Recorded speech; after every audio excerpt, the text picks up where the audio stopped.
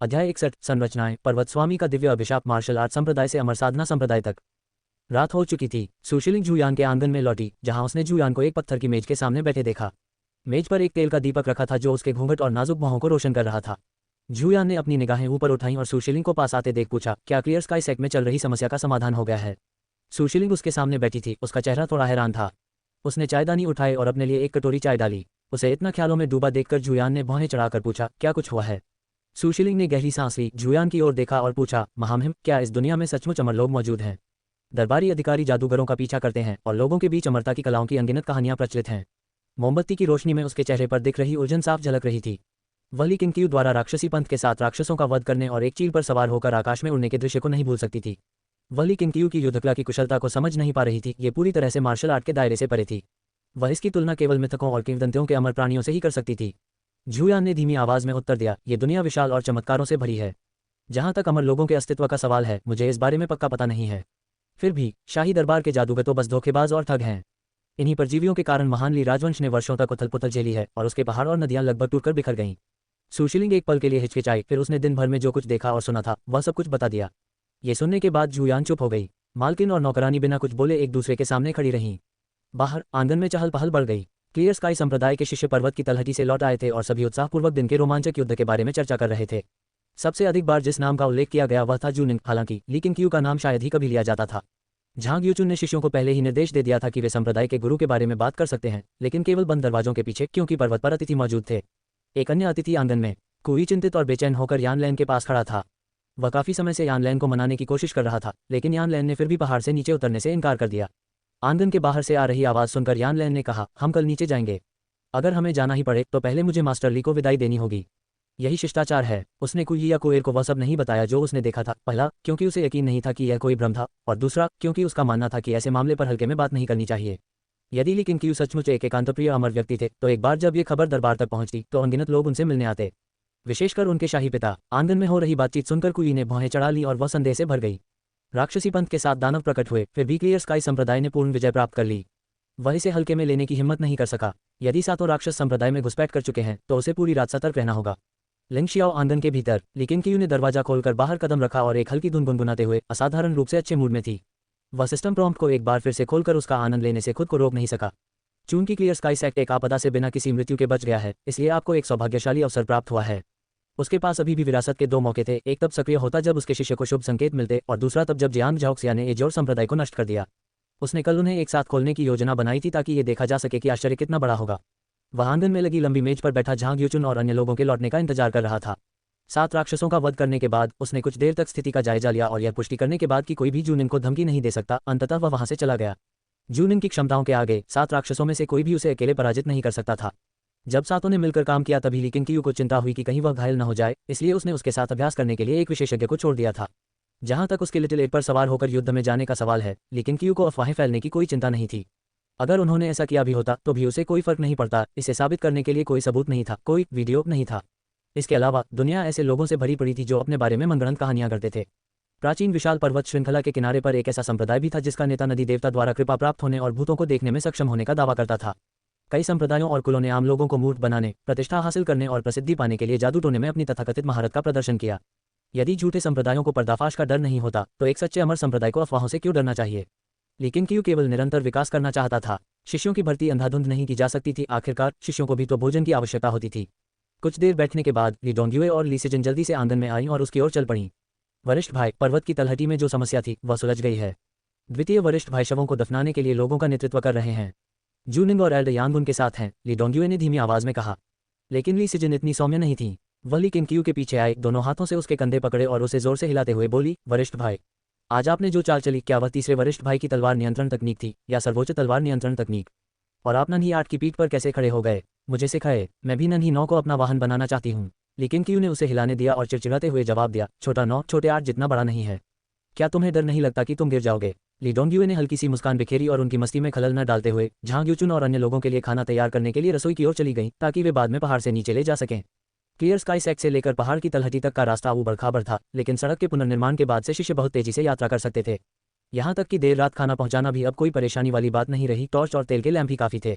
लेकिन क्यू ने ली सिजन को बैठने के लिए खींचा और उनसे पूछा कि शिष्यों ने विभिन्न संप्रदायों के विरुद्ध कैसा प्रदर्शन किया था। उसके जाने के बाद क्लियर स्काई सेक्ट के शिष्यों ने एक और भीषण युद्ध लड़ा, जिसमें उन्होंने संप्रदायों और गिरोहों के गठबंधन को चकनाचूर कर दिया और सैकड़ों लोगों को मार डाला। तीनों प्रमुख संप्रदायों के नेतृत्व के बिना वे गिरोह केवल उपद्रवी समूह थे, आम लोगों के नीच गुंडे। लेकिन क्यू ने ध्यान से सुना और उनके प्रदर्शन से काफी संतुष्ट थी। कम से कम शिष्यों को बहुमूल्य अनुभव तो प्राप्त हो ही गया था। इस युद्ध के बाद कुछ समय के लिए शांति बनी रहनी चाहिए। जियांग झाओशिया, लीसिफेंग और अन्य लोगों के लौटने के बाद लीकेन क्यू ने संप्रदाय की शक्ति को और मजबूत करने के लिए उन्हें संप्रदाय के भीतर ही रखने की योजना बनाई। जियांग झाओशिया की उपस्थिति में लीकेन क्यू को पहाड़ छोड़ने की भी आवश्यकता नहीं होगी। जूनिन के साथ मिलकर वे आसानी से 7 राक्षसों को ढलानों के नीचे दफना सकते थे। जहां तक वू मान ए की बात है, हालांकि उसकी साधना का स्तर उच्च नहीं था, लेकिन उसकी युद्ध कला असाधारण थी। पोषणकारी जीवन ऊर्जा क्षेत्र की तीसरी परत पर साधना करने के साथ राक्षसी पंथ का एक भी राक्षस उसका मुकाबला नहीं कर पाएगा। ऐसा सोचते हुए लीकेन क्यू को लगा कि क्लियर स्काई सेक्ट ने वास्तव में अपनी स्थापना कर ली है। इसके बाद उन्हें शिष्यों की दूसरी पीढ़ी को तैयार करने पर ध्यान केंद्रित करने की आवश्यकता थी। जूनिन के अलावा उन्हें कई ऐसे शिष्यों को प्रशिक्षित करना था जो अपने दम पर खड़े होने में सक्षम हो। केन्ये और जू जिनकी क्षमताएं अभी भी अपर्याप्त थीं। यह अफसोस की बात थी कि युआन ली अभी भी युवा था और अमर अधिपति शरीर को कैसे जागृत किया जाए, यह एक कठिन समस्या बनी हुई थी। जब ली सिजिन ली डोंग्युए की मदद करने चली गई तो लीकेन क्यू अकेले बैठकर शराब पीती रही और आह भरते हुए बोली, हे भगवान, मुझे निंग एर के बराबर का एक और प्रतिभाशाली व्यक्ति भेज दो। उस रात क्लियर स्काई सेक्ट का हर आंगन दीपक की रोशनी से जगमगा रहा था। भारी बर्फबारी धीरे धीरे कम होने लगी, मानो सर्दी का मौसम ही समाप्त हो रहा हो। जब चंद्रमा अस्त हुआ और सूर्योदय हुआ तो अगले दिन दोपहर तक यानलैन लीकेन क्यू से मिलने के लिए पर्वत द्वार पर पहुंच गई। कुछ समय इंतजार करने के बाद आखिरकार उन्हें लिंगशियाओ आंगन में प्रवेश करने की अनुमति मिल गई। उस सुबह तड़के ही लीकेन क्यू को अपने विरासत पुरस्कार फॉर्मेशन के मूल सिद्धांत और पर्वत स्वामी का दिव्य अभिशाप प्राप्त हो चुके थे। फॉर्मेशन के मूल सिद्धांतों में विभिन्न बुनियादी संरचनाओं को विकसित करने और बनाने की विधियों को दर्ज किया गया है। ये बात लीकेन क्यू के दिमाग में पहले ही बैठ चुकी थी, जो उनकी रुचि के बिल्कुल अनुकूल थी। उन्होंने इसे लिखकर देखने की योजना बनाई और यह पता लगाने की कोशिश की कि किन शिष्यों में इसका अध्ययन करने की प्रतिभा हो सकती है। माउंटेन लॉर्ड का डिवाइन कज एक ऐसा मंत्र था जो युद्ध के लिए माउंटेन लॉर्ड के दिव्य शरीर को बुलाने में सक्षम था। तथाकथित पर्वतीय स्वामी ने एक ऐसे बाघ का जिक्र किया था जो 100 वर्षों से पहाड़ों में रह रहा था। उस जादू की शक्ति का अंदाजा लगाना मुश्किल था, लेकिन विरासत में मिली याददाश्त के अनुसार वह दिव्य शरीर सचमुच भयानक लग रहा था। आम लोग उसे देखकर काम सकते थे। लीकेन क्यू को ये दोनों विरासतें बहुत पसंद आईं, विशेषकर फॉर्मेशन के मूल सिद्धांत। ऐसा कौन सा अमर संप्रदाय था जिसकी अपनी संरचनाएं नहीं थीं? प्रसन्न मन से उसने युआन क्यूई को पर्वत द्वार पर प्रतीक्षा कर रहे तीनों अतिथियों को बुलाने के लिए भेजा। जूनिंग लीकेन क्यू के दाहिनी ओर और युआन ली उनके बाईं ओर बैठे थे। तीनों एक साथ अपने भोजन का इंतजार कर रहे थे। लीक्विन क्यू ने युआन ली पर नजर डाली। लड़के की साधना क्षमता वास्तव में बेहद कमजोर थी। भूमिगत आध्यात्मिक जीव की यात्रा करने के बाद भी वह अभी तक पोषणकारी जीवन ऊर्जा क्षेत्र की पहली परत तक नहीं पहुंच पाया था। ऐसा प्रतीत होता था कि अमर अधिपति शरीर को जागृत किए बिना वह कभी भी साधना में विलक्षण प्रतिभा नहीं बन पाएगा। जल्द ही युआन क्यू यानलैन, कुई और कुएर को आंगन में ले गया। यानलैन मेज के सामने आए, अपने हाथों को जोड़कर मुस्कुराते हुए थोड़ा झुक गई। मास्टर ली, मैं आपको विदाई देने आया हूँ। उसे झुकते देख कुई और कुएर ने हैरानी से भौहें चढ़ा लीं। यद्यपि महामहिम स्वभाव से दयालु थे, फिर भी बहुत कम लोग उन्हें प्रणाम करने के लिए प्रेरित कर पाते थे। झुकने की बात तो दूर की है। लेकिन क्यू ने यानलैन की ओर देखा और मुस्कुराए। कुछ और दिन क्यों न रुकें? नया साल नजदीक है। नहीं, मैं और दबाव नहीं डालूंगा। मैं पहले महानिरीक्षक के महल में जाऊंगा। नवनियुक्त महानिरीक्षक मेरी माँ के कुल से हैं। मैं उनसे क्लियर स्काई संप्रदाय की देखभाल करने का अनुरोध करूंगा, मास्टर ली द्वारा जीवन बचाने के लिए किए गए उपकार के बदले में। यानलैन ने सिर हिलाया। क्या ये जीवन रक्षक कृपा थी? जूनिन की आंखों में उलझन के भाव झलक रहे थे। क्या ऐसा हो सकता है कि राक्षसी पंथ के साथ शैतान उसे पकड़ने आए हों? द फियंस और ब्लड सेवरिंग ब्लेड के धारक डियान मिंग अन्य संप्रदायों के मार्शल आर्टिस्टों की तुलना में स्पष्ट रूप से कहीं अधिक शक्तिशाली थे और वे सहयोगी नहीं थे। डायन मिंग की ताकत देखकर सभी मार्शल आर्ट विशेषज्ञ भयभीत हो गए थे। लेकिन क्यू उसकी बात समझ गई और बोली, ये तुम्हारी जान बचाना नहीं था। वे बस क्लियर स्काई सेक्ट के इलाके में घुस आए और मेरे शिष्यों पर हमला करने की हिम्मत की, बस इतना ही। यानलैन के प्रति लेकिन क्यू ने कभी भी चापलूसी करने की कोशिश नहीं की थी। वे दोनों बहुत कम मिले थे और भले ही उसने अनजाने में यानलैन की जान बचाई थी, उसने कोई विशेष अनुरोध नहीं किया था। बेशक अगर यानलैन उसे पैसे वापस करने पर जोर देती तो वह मना नहीं करता। वुजोउ के क्षेत्र में महानिरीक्षक का पद स्थानीय सम्राट के समान था। यदि क्लियर स्काई सेक्ट उनकी कृपा प्राप्त करने में सफल हो जाता है तो उनके भविष्य के मामले कहीं अधिक सुचारू रूप से चलेंगे। कई मामलों में शिष्यों को भेजना आवश्यक होता था और उनमें उनकी जैसी साधना का अभाव था। बाधाएं अपरिहार्य थीं। चाहे कुछ भी हो जाए, आपके हस्तक्षेप के बिना मैं मौत से नहीं बच पाता। साथ ही मेरी एक और विनती है। यह क्या है? मैं अपने बेटे को मार्शल आर्ट सीखने के लिए क्लियर स्काई सेक्ट में भेजना चाहता हूँ। वह स्वभाव से ही बहुत बुद्धिमान है। वह 2 साल की उम्र में पढ़ना सीख गया था और 3 साल की उम्र में मार्शल आर्ट का अभ्यास करने लगा था। शाही संरक्षक सेना के सभी विशेषज्ञों ने उसे अद्वितीय प्रतिभावान बताया है। उसे यहाँ भेजने से आपके संप्रदाय का नाम कलंकित नहीं होगा। आप उसे किसी साधारण शिष्य की तरह माने और अपनी इच्छानुसार उसका उपयोग करें। यानलैन ने गंभीरता से बात की। कुछ देर रुकने के बाद उन्होंने आगे कहा, जब समय आएगा तो मैं कुई और कुएर को व्यक्तिगत रूप से उनके साथ भेजूंगा। उसके बाद से वे दोनों भी क्लियर स्काई सेक्ट में ही रहेंगे। आप उन्हें अपनी इच्छानुसार आदेश दे सकते हैं। कुई और कुएर दोनों चौंक गए और तुरंत उसे समझाने की कोशिश की, लेकिन यानलैन टसे मज नहीं हुआ। लेकिन क्यू ने शुरू में मना करने का इरादा किया था, लेकिन यानलैन का रवैया दृढ़ था। उसने अपने बेटे की खातिर घुटने टेककर भीख मांगने की धमकी भी दी। इस प्रकार मामला सुलझ गया। पहाड़ से उतरने के बाद ली केंगकियू ने मन ही मन सोचा, अगर यान लैन की बात सच है तो क्या ये बच्चा सचमुच एक अद्वितीय प्रतिभा का धनी हो सकता है।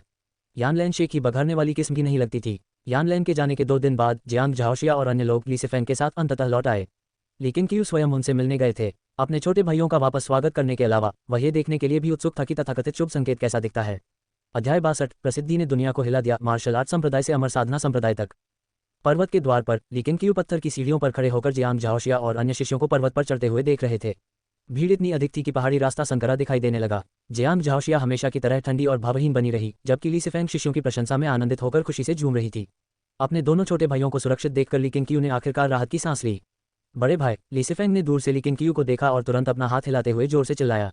वह पहाड़ के द्वार की ओर तेजी से बढ़ा, जबकि अन्य शिष्य जियांग झाओशिया, वुमान, एर और चेंग कांगहाई को सीढ़ियों तक ले जाने के बाद वहीं रुक गए।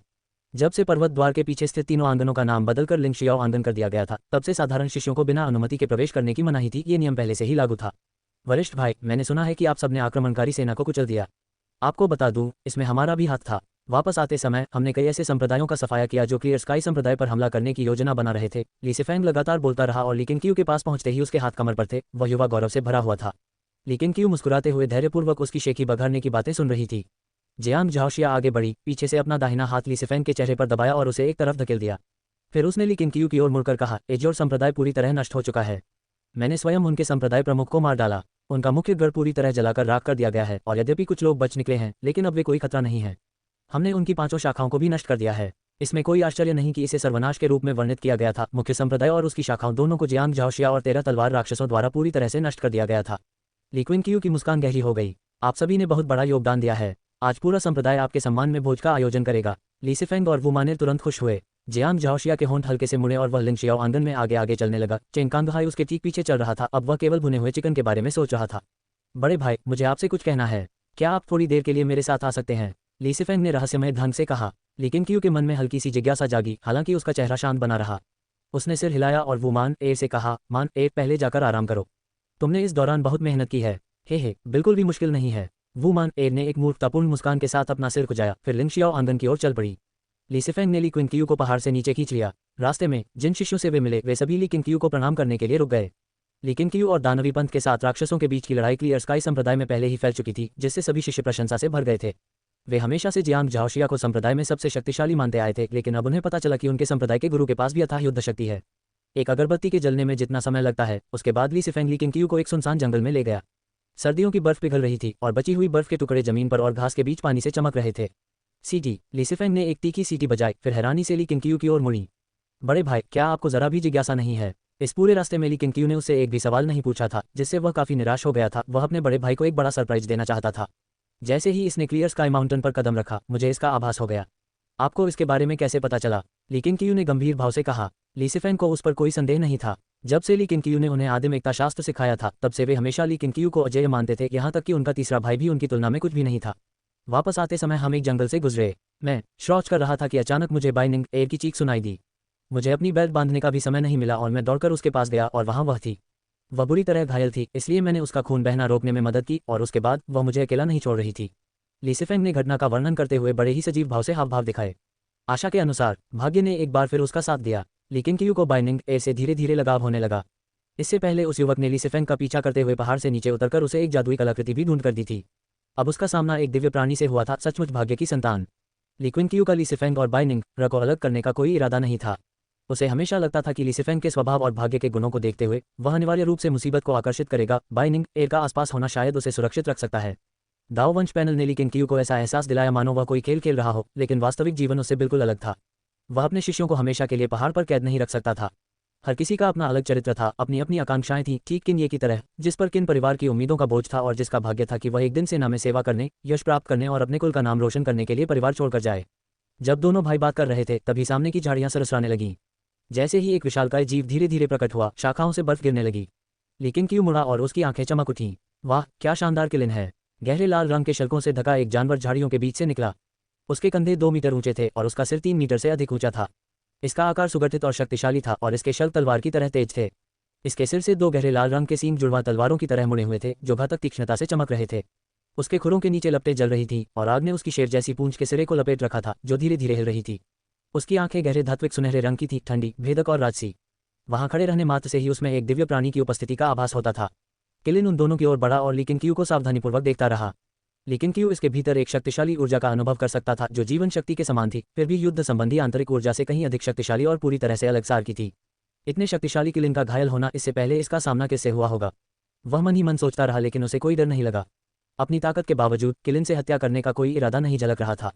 वाह, ये कितना शानदार है! मैंने इसका नाम जेल किलिन रखा है। क्या आपको नहीं लगता कि यह किसी पाताल लोक की तरह दिखता है? ली सिफेंग ने उत्साह से कहा। ली क्विन क्यू ने प्रशंसा में सिर हिलाया। बिल्कुल, लेकिन मुझे इसमें कोई बुराई नहीं दिखती। ये तो शुभ भाग्य का प्रतीक लगता है। इसकी उपस्थिति निश्चित रूप से क्लियर स्काई संप्रदाय के लिए आशीर्वाद लाएगी। जेल में बंद किलिन को मानो इंसानी भाषा समझ आती थी। ली केंग क्यू की बातें सुनकर उसकी निगाहें नर्म पड़ गईं और वह उनकी ओर तेजी से बढ़ने लगा। ली सिफेंग के पास पहुंचकर वह उससे स्नेहपूर्वक लिपटने लगा और जोर जोर से सांस लेने लगा। इसे देखकर ली केंग क्यू को एहसास हुआ कि यह अभी भी युवा प्रतीत होता है। क्या ऐसा हो सकता है कि यह अभी पूरी तरह से विकसित न हुआ हो? अब से तुम इसका ध्यान रखना, इसे इधर उधर भटकने मत देना, ली केंग क्यू ने निर्देश दिया। उसने ली सिफेंग को अगले 1 साल तक पहाड़ पर ही रखने की योजना बनाई थी। यह उसके लिए प्रिजन किलिन की स्थापना करने का बिल्कुल सही समय था। कोई बात नहीं सीनियर ब्रदर, मेरा प्रिजन किलिन तो आपके लिटिल एज से भी कहीं ज्यादा प्रभावशाली है ना? ली सिफेंग ने अपनी ठुड्डी ऊपर उठाते हुए शरारती मुस्कान के साथ कहा। ली क्विन क्यू मुस्कुराए। लिटिल एज तो बस एक नश्वर चील है, उसकी तुलना किलिन से कैसे की जा सकती है? क्लियर स्काई माउंटेन पर स्थित काइलिन को सुरक्षित रखना घुसपैठियों से बचाव का काम भी कर सकता है। लेकिन क्यू की प्रशंसा से प्रसन्न होकर ली सिफेंग के चेहरे पर मुस्कान आ गई, जबकि किलिन खुशी से उछल कूद करने लगी। अल्पविराम। उस वर्ष का नव वर्ष उत्सव विशेष रूप से जीवंत था। जियांग झाओशिया, ली सिफेंग और अन्य लोगों के लौटने के बाद से क्लियर स्काई सेक्ट लगातार जश्न मना रहा था। आक्रमणकारी युद्ध संप्रदायों को पराजित करने से उन्हें बहुत कुछ प्राप्त हुआ था, धन, हथियार और नियमावली। इससे भी महत्वपूर्ण बात यह है कि इस लड़ाई ने संप्रदाय के मनोबल को काफी हद तक बढ़ाया। शिष्यों को अब यह एहसास हो गया था कि उनका संप्रदाय वास्तव में कितना शक्तिशाली था, यहाँ तक कि 3 प्रमुख गुटों के संयुक्त हमले का सामना करने पर भी क्लियर स्काई संप्रदाय अधिक खड़ा रह सकता था। जैसे जैसे दिन बीतते गए, आम लोगों, तीर्थयात्रियों और मार्शल आर्टिस्टों की संख्या बढ़ती गई और वे पहाड़ पर चढ़ने लगे। आम लोग अपने बच्चों को शिष्य बनाने आते थे, तीर्थयात्री जनजात पंच सर्वोच्चों की अफवाहों का पीछा करते हुए आशीर्वाद की उम्मीद में आते थे, और मार्शल आर्टिस्ट प्रसिद्ध संप्रदाय से मित्रता करने आते थे।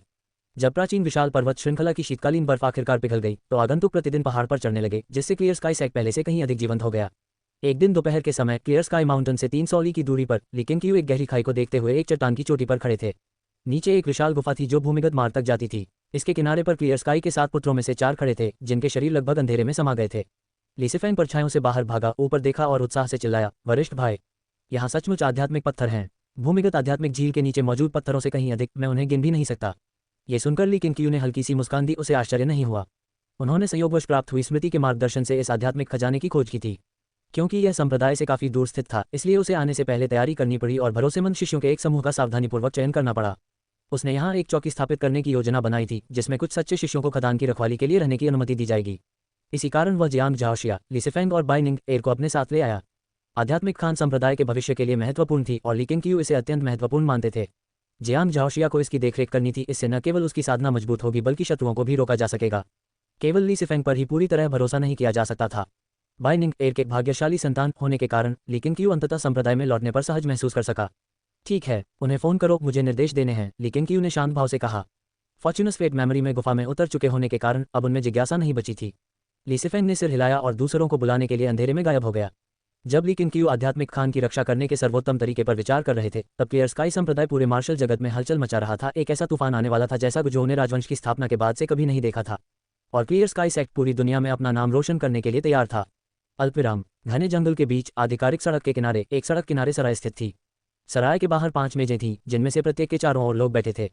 बाहरी मेजों में से एक पर काले वस्त्र पहने वह महिला बैठी थी जिसने कभी ली केंग क्यू को 7 पीक्स एलायंस तक पहुंचाया था। उसके सामने एक बूढ़ा आदमी भूरे रंग का चोला पहने बैठा था। वे दोनों पास में मौजूद मार्शल आर्टिस्टों को गुजोऊ मार्शल जगत की हालिया घटनाओं पर चर्चा करते हुए सुन रहे थे। 7 महान संप्रदायों में से 7 शिखर गठबंधन, एजोर संप्रदाय और लौ पर्वत शिखर, इन सभी ने अनगिनत साधारण विशेषज्ञों को साथ लेकर क्लियर स्काई संप्रदाय को घेर लिया।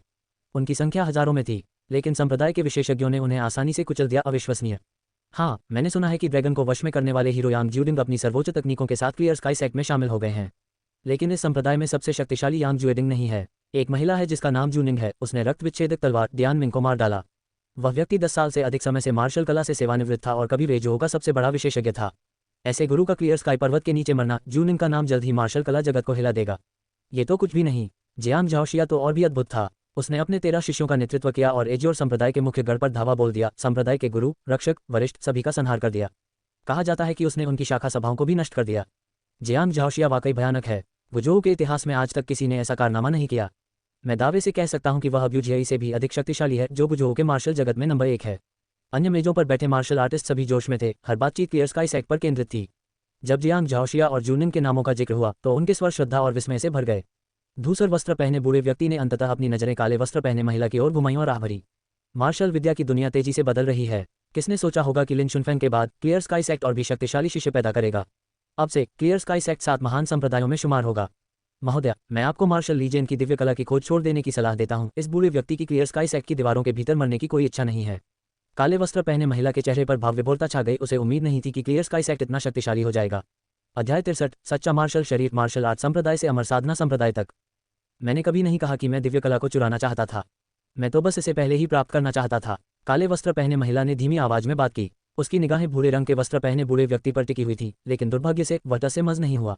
उसने गहरी सांस ली और नरमी से बोली, गो अंकल, कृपया एक आखिरी बार मेरे साथ चलिए। अगर बात नहीं बनी तो मैं अपनी किस्मत मानकर घर लौट जाऊंगी और परिवार के लाभ और विवाह के खेल में एक मोहरे की तरह चुपचाप बैठी रहूंगी। इस बार मैं आपको दूसरों से झगड़ा नहीं करने दूंगी। अगर यह नाकाम रहा तो यह साबित हो जाएगा कि यही मेरी किस्मत है। धूसर वस्त्रधारी बूढ़े व्यक्ति, जिन्हें अंकल गो कहा जाता था, ने आह भरी और असहाय होकर कहा, श्रीमती, एक समय था जब मार्शल आर्ट की दुनिया में इस बूढ़े का नाम था। 20 साल पहले जब लोग मेरा नाम गुदुबा लेते थे तो कौन डर से कांपता नहीं था। लेकिन मार्शल आर्ट की दुनिया हमेशा नए नायकों का स्वागत करती है। मार्शल आर्ट में प्रसिद्धि क्षणभंगुर होती है। कुलीन परिवारों को पीढ़ियों तक कायम रखने वाली चीज क्षणिक प्रसिद्धि नहीं बल्कि विरासत है। भले ही आप दिव्य कला में महारत हासिल कर लें और परिवार की आपके प्रति नजरिया बदल दें, लेकिन आपकी मार्शल कला से कुल को वास्तव में कितना लाभ होगा। एक बात ऐसी थी जो उसने कभी खुलकर नहीं कही। उसके जैसा ताकतवर व्यक्ति भी उसके परिवार की सेवा कुत्ते की तरह करता था। काले कपड़े पहनी महिला चुप हो गई। उनका नाम चाई युनशांग था, जो जियांगजोऊ के चाई परिवार से थी। वह अपने कुल की विरासत से भलीभांति परिचित थी, एक ऐसा परिवार जो 300 वर्षों से अस्तित्व में था। नए राजवंश के उदय के बाद वंश का पतन हो गया था। चाई परिवार लंबे समय से जोंगटियन प्रांत में घुसपैठ करने की कोशिश कर रहा था और इसके लिए उसने विभिन्न शक्तियों के साथ गठबंधन बना रखे थे। चाई परिवार की महिलाएं कभी भी निर्धारित विवाहों से बच नहीं पाईं। उसके पिता ने एक बार 7 पीक्स एलायंस के लुताइदो से उसकी शादी कराने की कोशिश की थी, क्योंकि वे उस गठबंधन की युद्ध शक्ति को प्राप्त करना चाहते थे। इस प्रकार वह अकेले ही 7 पीक्स एलायंस की यात्रा पर गई थी। अगर मैं मार्शल लीजेंड जितना शक्तिशाली बन जाऊं तो क्या होगा? चाई युनशांग ने गुदुबा को घूरते हुए पूछा। गुदुबा ने कड़वी मुस्कान दी। मार्शल आर्ट के दिग्गज का दर्जा हासिल करना कहना आसान है, करना मुश्किल। चाई युनशांग ने आगे कहा, मेरी बड़ी बहन की शादी जियांगजोऊ के एक सैन्य अधिकारी से हो चुकी है और मेरे पिता अभी भी अपनी छोटी बहन के लिए वैवाहिक संबंध तलाश रहे हैं ताकि वे अपना प्रभाव बढ़ा सकें। मैं इस तरह जीना नहीं चाहता। चाचा गो, कृपया एक आखिरी बार मेरी मदद कीजिए। गुदुबा ने बेबसी से आह भरी। ठीक है, वादे के मुताबिक एक आखिरी बार। ज्यादा निराशावादी मत बनो। कौन जानता है, शायद तुम्हें आखिरकार एक आदर्श पति मिल ही जाए। एक आदर्श पति? चाई युनशांग ने तिरस्कारपूर्वक उपहास किया। उसे इस बात पर बिल्कुल भी यकीन नहीं था। उस महान युद्ध को 2 महीने बीत चुके थे। क्लियर स्काई संप्रदाय को अंततः प्रसिद्धि का एक जबरदस्त उछाल मिला और लोग प्रतिदिन प्रशिक्षु बनने के लिए आने लगे। उस दोपहर ली केंगक्यू और झांग यूचुन एक कमरे में बैठकर संप्रदाय के विकास पर चर्चा कर रहे थे। शिष्यों की भर्ती का जिम्मा झांग यू को सौंप दिया गया था, जो उसी सुबह आधिकारिक तौर पर क्लियर स्काई संप्रदाय में शामिल हो गए थे।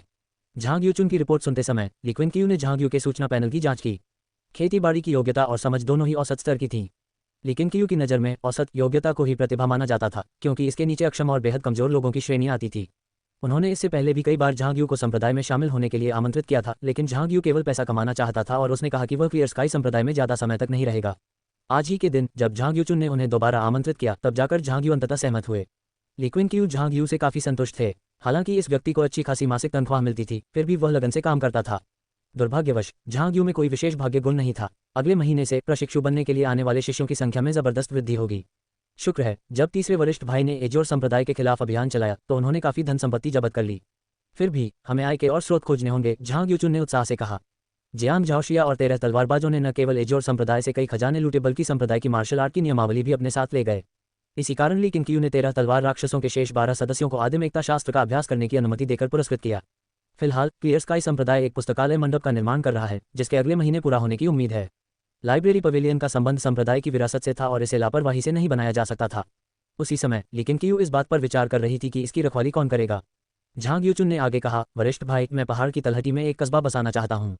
इससे आमदनी होगी, युद्ध जगत से जानकारी जुटाई जा सकेगी और युद्धों के दौरान यह एक सुरक्षा कवच के रूप में भी काम करेगा। लेकिन ये काम सिर्फ 1 या 2 साल में नहीं हो सकता। ली केंगक्यू ने 7 पीक्स एलायंस के नीचे स्थित 7 पीक्स टाउन के बारे में सोचा और इस बात से सहमत हुए कि ऐसी बस्ती वास्तव में आवश्यक थी। क्यों न हम इसके बजाय हुआंगशान के गांव जाएं, ग्रामीणों को उनके घर दोबारा बनाने में मदद करें और वर्षों से दिए गए उनके समर्थन के लिए उन्हें धन्यवाद दें, ली केंगक्यू ने सुझाव दिया। झांग यूचुन ने भौहें चढ़ाईं। अगर ऐसा है तो वह गांव किसका होगा? ली केंगक्यू ने उत्तर दिया, स्वाभाविक रूप से ये हमारा ही होगा। हमें पूर्ण अधिकार रखना होगा। शुरुआती दौर में यह मुश्किल होगा और आपको ग्रामीणों को मनाना होगा। इसे अपनी क्षमताओं को निखारने का अवसर समझें। अंततः आपको संप्रदाय के हितों और व्यक्तिगत भावनाओं के बीच संघर्ष का सामना करना पड़ेगा। आपको ऐसे मामलों को संभालना सीखना होगा। झांग यूचुन ने सिर हिलाया। उन्हें लगा कि सीनियर ब्रदर सही थे। ली क्विनक्यू ने झांग यूचुन को नियमित रूप से शिष्यों का निरीक्षण करने का निर्देश दिया। यदि उसे कोई होनहार व्यक्ति मिलता तो वह उनके नाम बता सकता था। अब जबकि संप्रदाय के पास आध्यात्मिक अयस्क की एक नस थी, लेकिन क्यू का इरादा केवल उसकी रक्षा करना नहीं था। वह गंभीरतापूर्वक अमर शिष्यों का प्रशिक्षण शुरू करेगा। अयस्क की नस क्लियर स्काई सेक्ट से 300 ली से अधिक दूर थी। जियांग झाओशिया के वहां तैनात होने के बावजूद लेकिन क्यू को संभावित दुर्घटनाओं का डर था, इसलिए उसने तुरंत इसका उपयोग करने का फैसला किया। शायद जब अयस्क की आधी नस समाप्त हो जाएगी तब तक संप्रदाय इसे बचाने के लिए पर्याप्त रूप से मजबूत हो चुका होगा। दोनों की बातचीत जारी रही, तभी किसी ने दरवाजे पर दस्तक दी और उनकी बातचीत में बाधा उत्पन्न हुई। पंथ के गुरु, दूसरे चाचा गुरु जियांगजुओ के चाई परिवार से होने का दावा करने वाला कोई व्यक्ति पंथ के गुरु से मिलने की इच्छा रखता है। बाहर वक्ता ली डोंगयुए के शिष्य लियू यान थे। झांग यूचुन ने अपनी भौहें ऊपर उठाईं। जियांगजुओ का चाई परिवार, यह कोई साधारण परिवार नहीं है। जियांगजो गुजोऊ के ठीक बगल में है। मैंने इनके बारे में बहुत कुछ सुना है। ये धार्मिक और गुप्त दोनों ही क्षेत्रों में सक्रिय हैं। बड़े भाई, मुझे पहले एक बार देख लेने दीजिए। आजकल आपसे मिलना किसी के लिए भी आसान नहीं है। जिस दिन ली क्विनक्यू ने राक्षसी पंथ के साथ राक्षसों का वध किया था, उस दिन से झांग यूचुन और शिष्यों का रवैया पूरी तरह बदल गया था। वे सचमुच मानते थे कि ली क्विनक्यू को एक अमर व्यक्ति से मार्गदर्शन प्राप्त हुआ था और वह कोई साधारण व्यक्ति नहीं था। पूरे संप्रदाय में पिछले 2 महीनों में शामिल हुए नए शिष्यों को छोड़कर हर कोई उनके प्रति कट्टर श्रद्धा रखता था। झांग यूचुन को कमरे से बाहर निकलते देख ली क्विनक्यू ने सिर हिलाया। ये सोचकर कि झांग यूचुन के लौटने से पहले उसके पास अभी भी समय है, वह डेस्क पर गया, अपना ब्रश उठाया और लिखना शुरू कर दिया। आधे घंटे बाद झांग यूचुन आखिरकार वापस आ गई। इतना मुश्किल है इनसे निपटना? ली क्विनक्यू ने मेज पर लौटते हुए उत्सुकता से पूछा। झांग यूचुन बैठ गई और व्यंग्यात्मक मुस्कान के साथ बोली, वरिष्ठ भाई, आप कभी अनुमान भी नहीं लगा पाएंगे। जियांगजो का चाई परिवार हमारे क्लियर स्काई संप्रदाय के साथ वैवाहिक गठबंधन करना चाहता है। उनका निशाना आप हैं। लेकिन क्यों हंसी और उसने अपना सिर हिलाया। मेरा शादी करने का कोई इरादा नहीं है। आपने मेरी तरफ से सहमति नहीं दी थी, है ना? बिल्कुल नहीं। अगर बात तुम्हारी भी होती तो भी हमारे संप्रदाय में मुझे किसी की शादी का फैसला करने का कोई अधिकार नहीं है। लेकिन उनका रवैया अटल है। वे अगले कुछ दिनों में फिर आकर मुझे परेशान करेंगे। हाँ, भविष्य में ऐसी घटनाएं और भी अधिक बार होंगी। आइए इसके बजाय शिष्यों के साथ हुए व्यवहार के बारे में बात करें। इस मामले को लापरवाही से नहीं निपटाया जा सकता। वसंत ऋतु बीत गई और ग्रीष्म ऋतु आ गई। क्लियर स्काई माउंटेन के पहाड़ी रास्तों पर आकृतियां लगातार ऊपर और नीचे आती जाती रहती थीं। आधे साल से भी कम समय में पिछले साल की लड़ाई के प्रभाव ने क्लियर स्काई सेक्ट को अनगिनत लाभ पहुंचाए हैं। कुलीन परिवार निवेश कर रहे थे, अधिकारी और व्यापारी संबंध बना रहे थे और अनगिनत लोग प्रशिक्षुता प्राप्त करने के लिए पहाड़ पर चढ़ रहे थे। ली डोंगयुए और उनके शिष्यों की व्यस्तता भी बढ़ गई थी। हर दिन लोग चिकित्सा उपचार कराने आते थे। लेकिन क्यू के सख्त आदेशों के तहत ली डोंगयुए को अपनी करुणा पर अंकुश लगाना पड़ा और साधना के लिए अधिक समय निकालना पड़ा। जिन लोगों की हालत गंभीर नहीं थी, उन्हें इलाज के लिए कई दिनों तक इंतजार करना पड़ा। संप्रदाय की मौजूदा प्रतिष्ठा को देखते हुए किसी भी मरीज ने शिकायत करने की हिम्मत नहीं की। उस दिन जब ली क्विनक्यू लिंगशियाओ आंगन में लौटे तो युआन क्यूई उनसे मिलने आए और कहा कि शाही राजधानी से कोई पत्र देने आया है। ये सुनकर ली क्विनक्यू ने तुरंत उसे दूत को अंदर लाने के लिए कहा। संदेशवाहक एक युवक था जिसने तलवारबाज की तरह कपड़े पहने थे, अपनी पीठ पर तलवार लिए हुए था और बांस की टोपी पहने हुए था। उनके चेहरे पर गंभीरता थी। ली क्विनक्यू उसे बातचीत करने के लिए घर के अंदर ले आए। अंदर जाकर उस युवक ने एक पत्र निकाला और उसे ली क्विनक्यू को सौंप दिया। इसे खोलते ही ली क्विनक्यू ने देखा कि यह फेंग दाई की ओर से था, जिसमें उन्होंने शाही राजधानी में अपनी स्थिति और वर्तमान घटनाओं के बारे में लिखा था।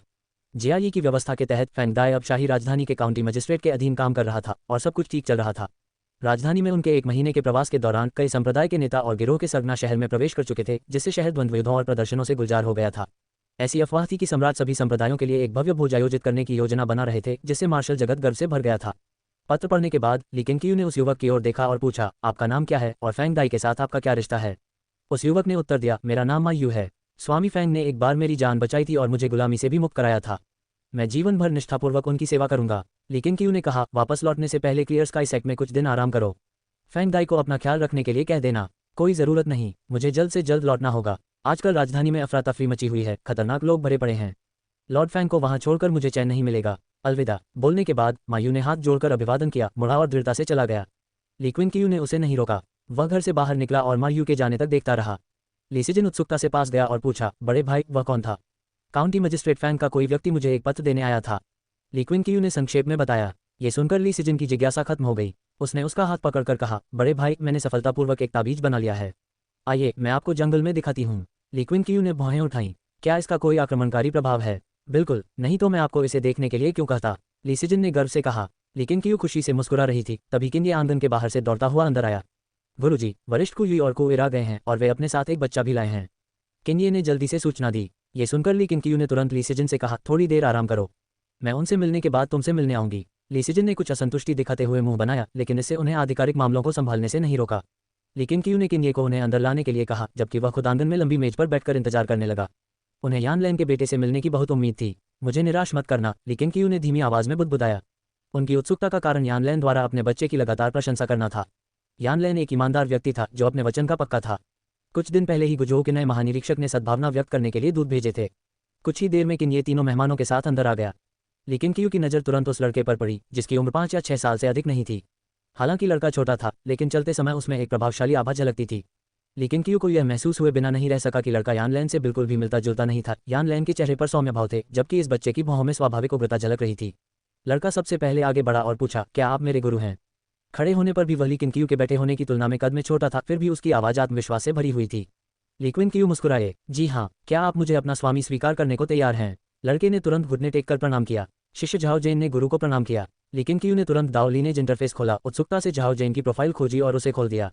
नाम झाओ जैन, लिंग पुरुष, आयु 5, निष्ठा संप्रदाय प्रमुख, संप्रदाय के प्रतीक 75/21 अधिकतम 100, कृषि योग्यता उत्कृष्ट, समझ का स्तर उत्कृष्ट, भाग्य के लक्षण नाजुक नियति, सच्चा मार्शल शरीर।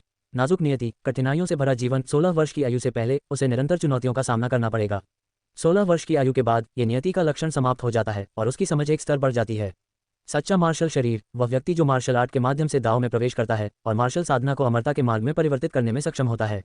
अध्याय 64, एक राक्षसी बालक का पुनर्जन्म, मार्शल आर्ट संप्रदाय से अमर साधना संप्रदाय तक। उत्कृष्ट, असाधारण, जूनिंग के समान प्रतिभावान व्यक्ति। लेकिन क्यू के दिल में उत्साह की लहर दौड़ गई। फेट ट्रेड ट्रू मार्शल बॉडी वास्तव में शक्तिशाली प्रतीत होती थी, उसे बस इसके भीतर मौजूद नाजुक नियति पर ध्यान देने की आवश्यकता थी। यदि झाओ जैन 16 वर्ष की आयु तक जीवित रह सकता है तो वह विपत्ति स्वाभाविक रूप से अपने आप हल हो जाएगी। अभी भी 11 साल बाकी थे, लेकिन क्यू के लिए यह निर्धारित करना कठिन था कि नाजुक नियति कितनी परेशानी खड़ी करेगी। लेकिन उनकी अंतरात्मा ने उन्हें बताया कि झाओ जैन की परेशानियां ज्यादातर सत्ता के लिए शाही संघर्ष से उत्पन्न होंगी। अगर Zhao Jain clear sky sect में ही रहता तो क्या वह विपत्ति टल जाती? उसे केवल यही डर था कि कहीं झाओ जैन संप्रदाय के लिए विपत्ति न ला दे। लेकिन दोबारा सोचने पर, जब तक क्लियर स्काई संप्रदाय शिष्यों की भर्ती करता रहेगा तब तक कुछ ऐसे लोग अवश्य होंगे जो संप्रदाय के लिए परेशानी पैदा करेंगे। हर विकल्प के अपने फायदे और नुकसान होते हैं। अब उसे ये तय करना था कि झाओ जैन पर जोखिम उठाना उचित है या नहीं।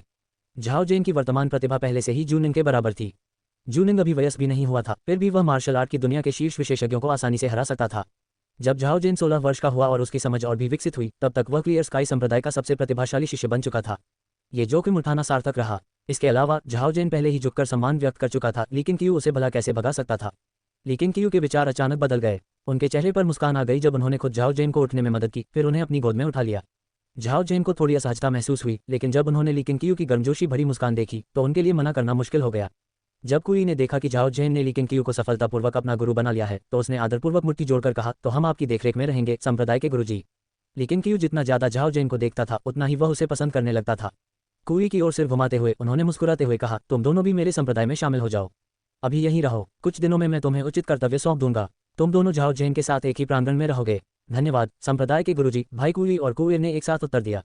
हालांकि कुएर के चेहरे के भाव कुछ हद तक जटिल थे, कोई नहीं जानता था कि वह क्या सोच रहा है। लेकिन क्यू को आगे बात करने की इच्छा नहीं थी। उसने किन्ये को उन्हें कहीं और बसाने के लिए कहा, जबकि वह खुद झाओ जैन के साथ अपने रिश्ते को मजबूत करने के लिए वहीं रुक गया। उन तीनों के चले जाने के बाद लेकिन क्यू ने झाओ जैन को फिर से उठाने की कोशिश की, लेकिन इस बार झाओ जैन ने हठपूर्वक इनकार कर दिया। गुरुजी, मैं नहीं चाहता कि आप मुझे उठाकर ले जाएं। मैं एक पुरुष हूँ, मैं इतना कमजोर नहीं हूँ। झाओ जैन लेकिन क्यू की पकड़ से खुद को छुड़ाकर एक तरफ खड़ी हो गई और बड़ी गंभीरता से बोलने लगी। उनकी आवाज़ अब भी कोमल और बच्चों जैसी थी, जिससे उनके गंभीर शब्द और भी मनोरंजक लग रहे थे। लेकिन क्यू खुद को जोर से हंसने से रोक नहीं पाई। बहुत खूब, आपके गुरु होने के नाते मैं इसका सम्मान करूंगा। आइए मैं आपको कुछ मजेदार दिखाता हूँ। लेकिन क्यू ने झाओ जैन का छोटा हाथ पकड़ा और उसे पहाड़ के पीछे जंगल की ओर ले गया। लिसिजन अभी भी वहीं इंतजार कर रहा था। वह भी ये देखना चाहता था कि ताबीज बनाने की उसकी कला में कितनी प्रगति हुई है। हालांकि झाओ जैन युवा था, लेकिन वह इस नए वातावरण में डरपोक नहीं था। अपने गुरु के मार्गदर्शन में वह क्लियर स्काई संप्रदाय में हर चीज के बारे में जिज्ञासा से भरा हुआ लगातार बड़बड़ाता रहता था। लेकिन क्यू ने उनके सभी सवालों के धैर्यपूर्वक जवाब दिए। उसने मन बना लिया कि अब से वह झाओ जैन को अपने साथ ही रखेगा ताकि कोई अप्रत्याशित दुर्घटना न हो। फिलहाल जब तक सभी लोग सहज महसूस नहीं करने लगते तब तक झाओ जैन कुई और कुएर के साथ रहेगा। उसके बाद लेकिन क्यू उसे अपने करीब रखेगी। जल्द ही उसके साथ 2 छोटे अनुयायी होंगे, युआनली और झाओ जैन। अमर अधिपति शरीर और सच्चा मार्शल शरीर। उफ, 20 साल बाद जब उनके नाम पूरी दुनिया में गूंजेंगे तो क्या मेरे शिष्यों की मेरे प्रति प्रशंसा आनंद नहीं होगी। लेकिन क्यू ने उत्सुकता से सोचा, किसी संप्रदाय को मजबूत होने के लिए ऐसे शिष्यों की आवश्यकता होती है जो बड़ी जिम्मेदारी उठा सकें। वह केवल खुद अपने छोटे भाइयों और छोटी बहनों को ही शक्तिशाली नहीं बनाना चाहता था, वह चाहता था कि उनके बाद आने वाली पीढ़ी भी शक्तिशाली बने। लेकिन अब एक सवाल खड़ा हो गया, क्या उसे ट्रू मार्शल बॉडी की नकल करनी चाहिए। लेकिन क्यू के विचार में सच्चे मार्शल बॉडी का सबसे बड़ा कार्य संप्रदाय को निरंतर मार्शल अमर तकनीकें प्रदान करना था, न कि स्वर्गीय थंडर स्पिरिचुअल रूट की तरह शारीरिक क्षमता और युद्ध शक्ति को सीधे बढ़ाना। उन्हें स्वयं मार्शल आर्ट के निर्माण में प्रयास करने की आवश्यकता नहीं थी। ऐसा करने से उनकी साधना की प्रगति धीमी ही होती। भाग्य की विशेषताओं की नकल करने का मौका विरासत में मिलने वाले पुरस्कारों की तरह आसानी से नहीं मिलता था, उसे इसका इस्तेमाल सावधानी से करना पड़ता था। पहले अवलोकन करना बेहतर है। लेकिन क्यू झाओ जेन को पहाड़ के पीछे जंगल में ले गया। जब ली सिजिन, जो वहां इंतजार कर रही थी, ने उन्हें देखा तो उसकी निगाहें तुरंत झाओ जेन पर पड़ी। उसकी आंखों में पैनी नजरें थीं। लेकिन क्यू ने पहले ही अपने छोटे भाई और बहन को यान लैन की असली पहचान और उसके अनुरोध के बारे में बता दिया था, इसलिए ली सिजिन जानता था कि झाओ जेन कौन था। उसे यान लैन की बातों पर विश्वास नहीं हुआ। उसे लगा कि वह केवल क्लियर स्काई सेक्ट से अपने बेटे की रक्षा करवाना चाहता है और ऐसा करने से सेक्ट को और अधिक परेशानी हो सकती है। इसी वजह से झाओ जेन के प्रति उसकी पहली प्रतिक्रिया झुंझलाहट भरी थी। ये छोटा बदमाश खुद को बहुत बड़ा समझता है, सच में मार खाने का हकदार है, उसने मन ही मन सोचा। लेकिन जब ली किनक्यू और झाओ जेन पास आई तो झाओ जेन ने ऊपर उसकी ओर देखा और कहा, बड़ी बहन आप बहुत सुंदर हैं। ली सिजिन एक पल के लिए स्तब्ध रह गई, फिर उसके चेहरे पर एक प्यारी सी मुस्कान आ गई। सचमुच? उसने खुशी से पूछा। बिल्कुल भी परेशान करने वाला नहीं, बल्कि बहुत प्यारा है। ली सिजिन की झाओ जेन के प्रति धारणा तुरंत बदल गई। झाओ जेन ने गंभीरता से सिर हिलाया। सच में, घर की सभी महिलाओं से कहीं ज्यादा खूबसूरत। लेकिन क्यू भी मुस्कुराई। उन्हें नहीं लगता था कि झाओ जेन केवल उसकी चापलूसी कर रही थी। वास्तव में साधना से व्यक्ति का स्वभाव निखरता है। जैसे जैसे ली सिजिन परिपक्व होती गई, वह और भी खूबसूरत होती गई। उसकी अलौकिक सुंदरता ऐसी थी जो अधिकांश नश्वर महिलाओं में नहीं पाई जाती थी। केवल वही नहीं, ली डोंग्युए, जूनिंग और लियू यान भी इसी तरह के बदलावों से गुजर रही थीं। उनकी साधना का स्तर जितना ऊंचा होता गया, उनका रूप रंग उतना ही असाधारण होता गया। तुम्हारी जुबान बहुत मीठी है नन्ही बच्ची, अब से तुम्हारी मार्शल आंटी तुम्हारा ख्याल रखेंगी। ली सिजिन नीचे झुकी और मुस्कुराते हुए झाओ जेन के सिर को सहलाने लगी। महान ली राजवंश में गुरु की छोटी बहन को भी वीर चाची कहकर संबोधित किया जाता था। तो आप मेरी मार्शल आंटी हैं, इसलिए तो आप इतनी खूबसूरत हैं, झाओ जेन ने जवाब दिया, जिससे ली सिजिन की मुस्कान और भी खिल उठी। ली क्विनक्यू को हल्की खांसी हुई। ठीक है, बस करो, मुझे ताबीज बनाने की कला दिखाओ। ये सुनकर ली सिजिन सीधा खड़ा हो गया। वह एक तरफ हट गई, अपनी कमर से एक पीला ताबीज निकाला, उसे 2 उंगलियों के बीच दबाया, फिर ली किनक्यू और झाओ जेन को एक घमंडी मुस्कान दी। छोटे भतीजे, ध्यान से देखो, डरना मत।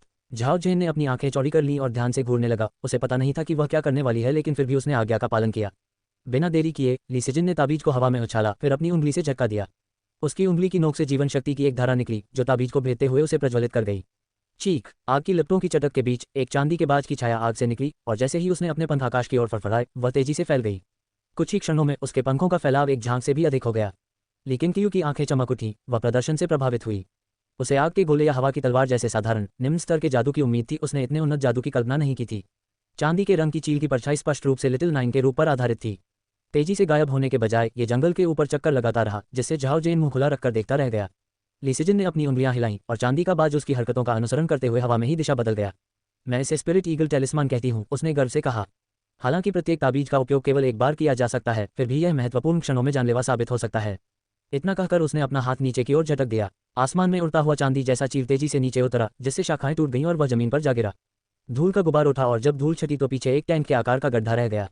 बिजली की विशेषता, लेकिन क्यू ने हैरानी से अपनी भौहें उठाईं। ली सिजिन ने हल्की खांसी करते हुए एक तरफ मुंह फेर लिया। ठीक है, मैं स्वीकार करती हूँ, मैंने निंग ए से मार्गदर्शन लिया। वह सचमुच एक प्रतिभाशाली महिला हैं, उन्होंने मुझे बहुत प्रेरणा दी।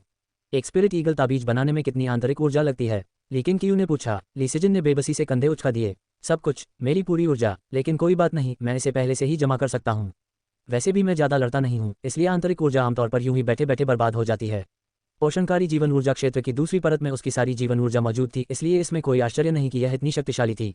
उत्कृष्ट कार्य, लेकिन क्यू ने प्रशंसा की। आपने बहुत पुण्य कार्य किया है। ये स्पिरिट ईगल ताबीज एक दिन हमारे शिष्यों की जान बचा सकता है। इसकी विधि लिख लें और इसे धर्मग्रंथ मंडप में दर्ज कर लें। सच में, तो मैं भी एक प्रतिभाशाली व्यक्ति हूँ जिसने एक मौलिक कलाकृति बनाई है। ली सिजिन ने उत्साह से पूछा। जियांग झाओशिया, जूनिंग और यांग जुएडिंग ने हाल ही में अपनी अपनी कलाकृतियां बनाई थीं, जिन्हें स्क्रिप्चर पवेलियन में दर्ज किया गया था। ये वास्तव में एक बड़ा सम्मान है।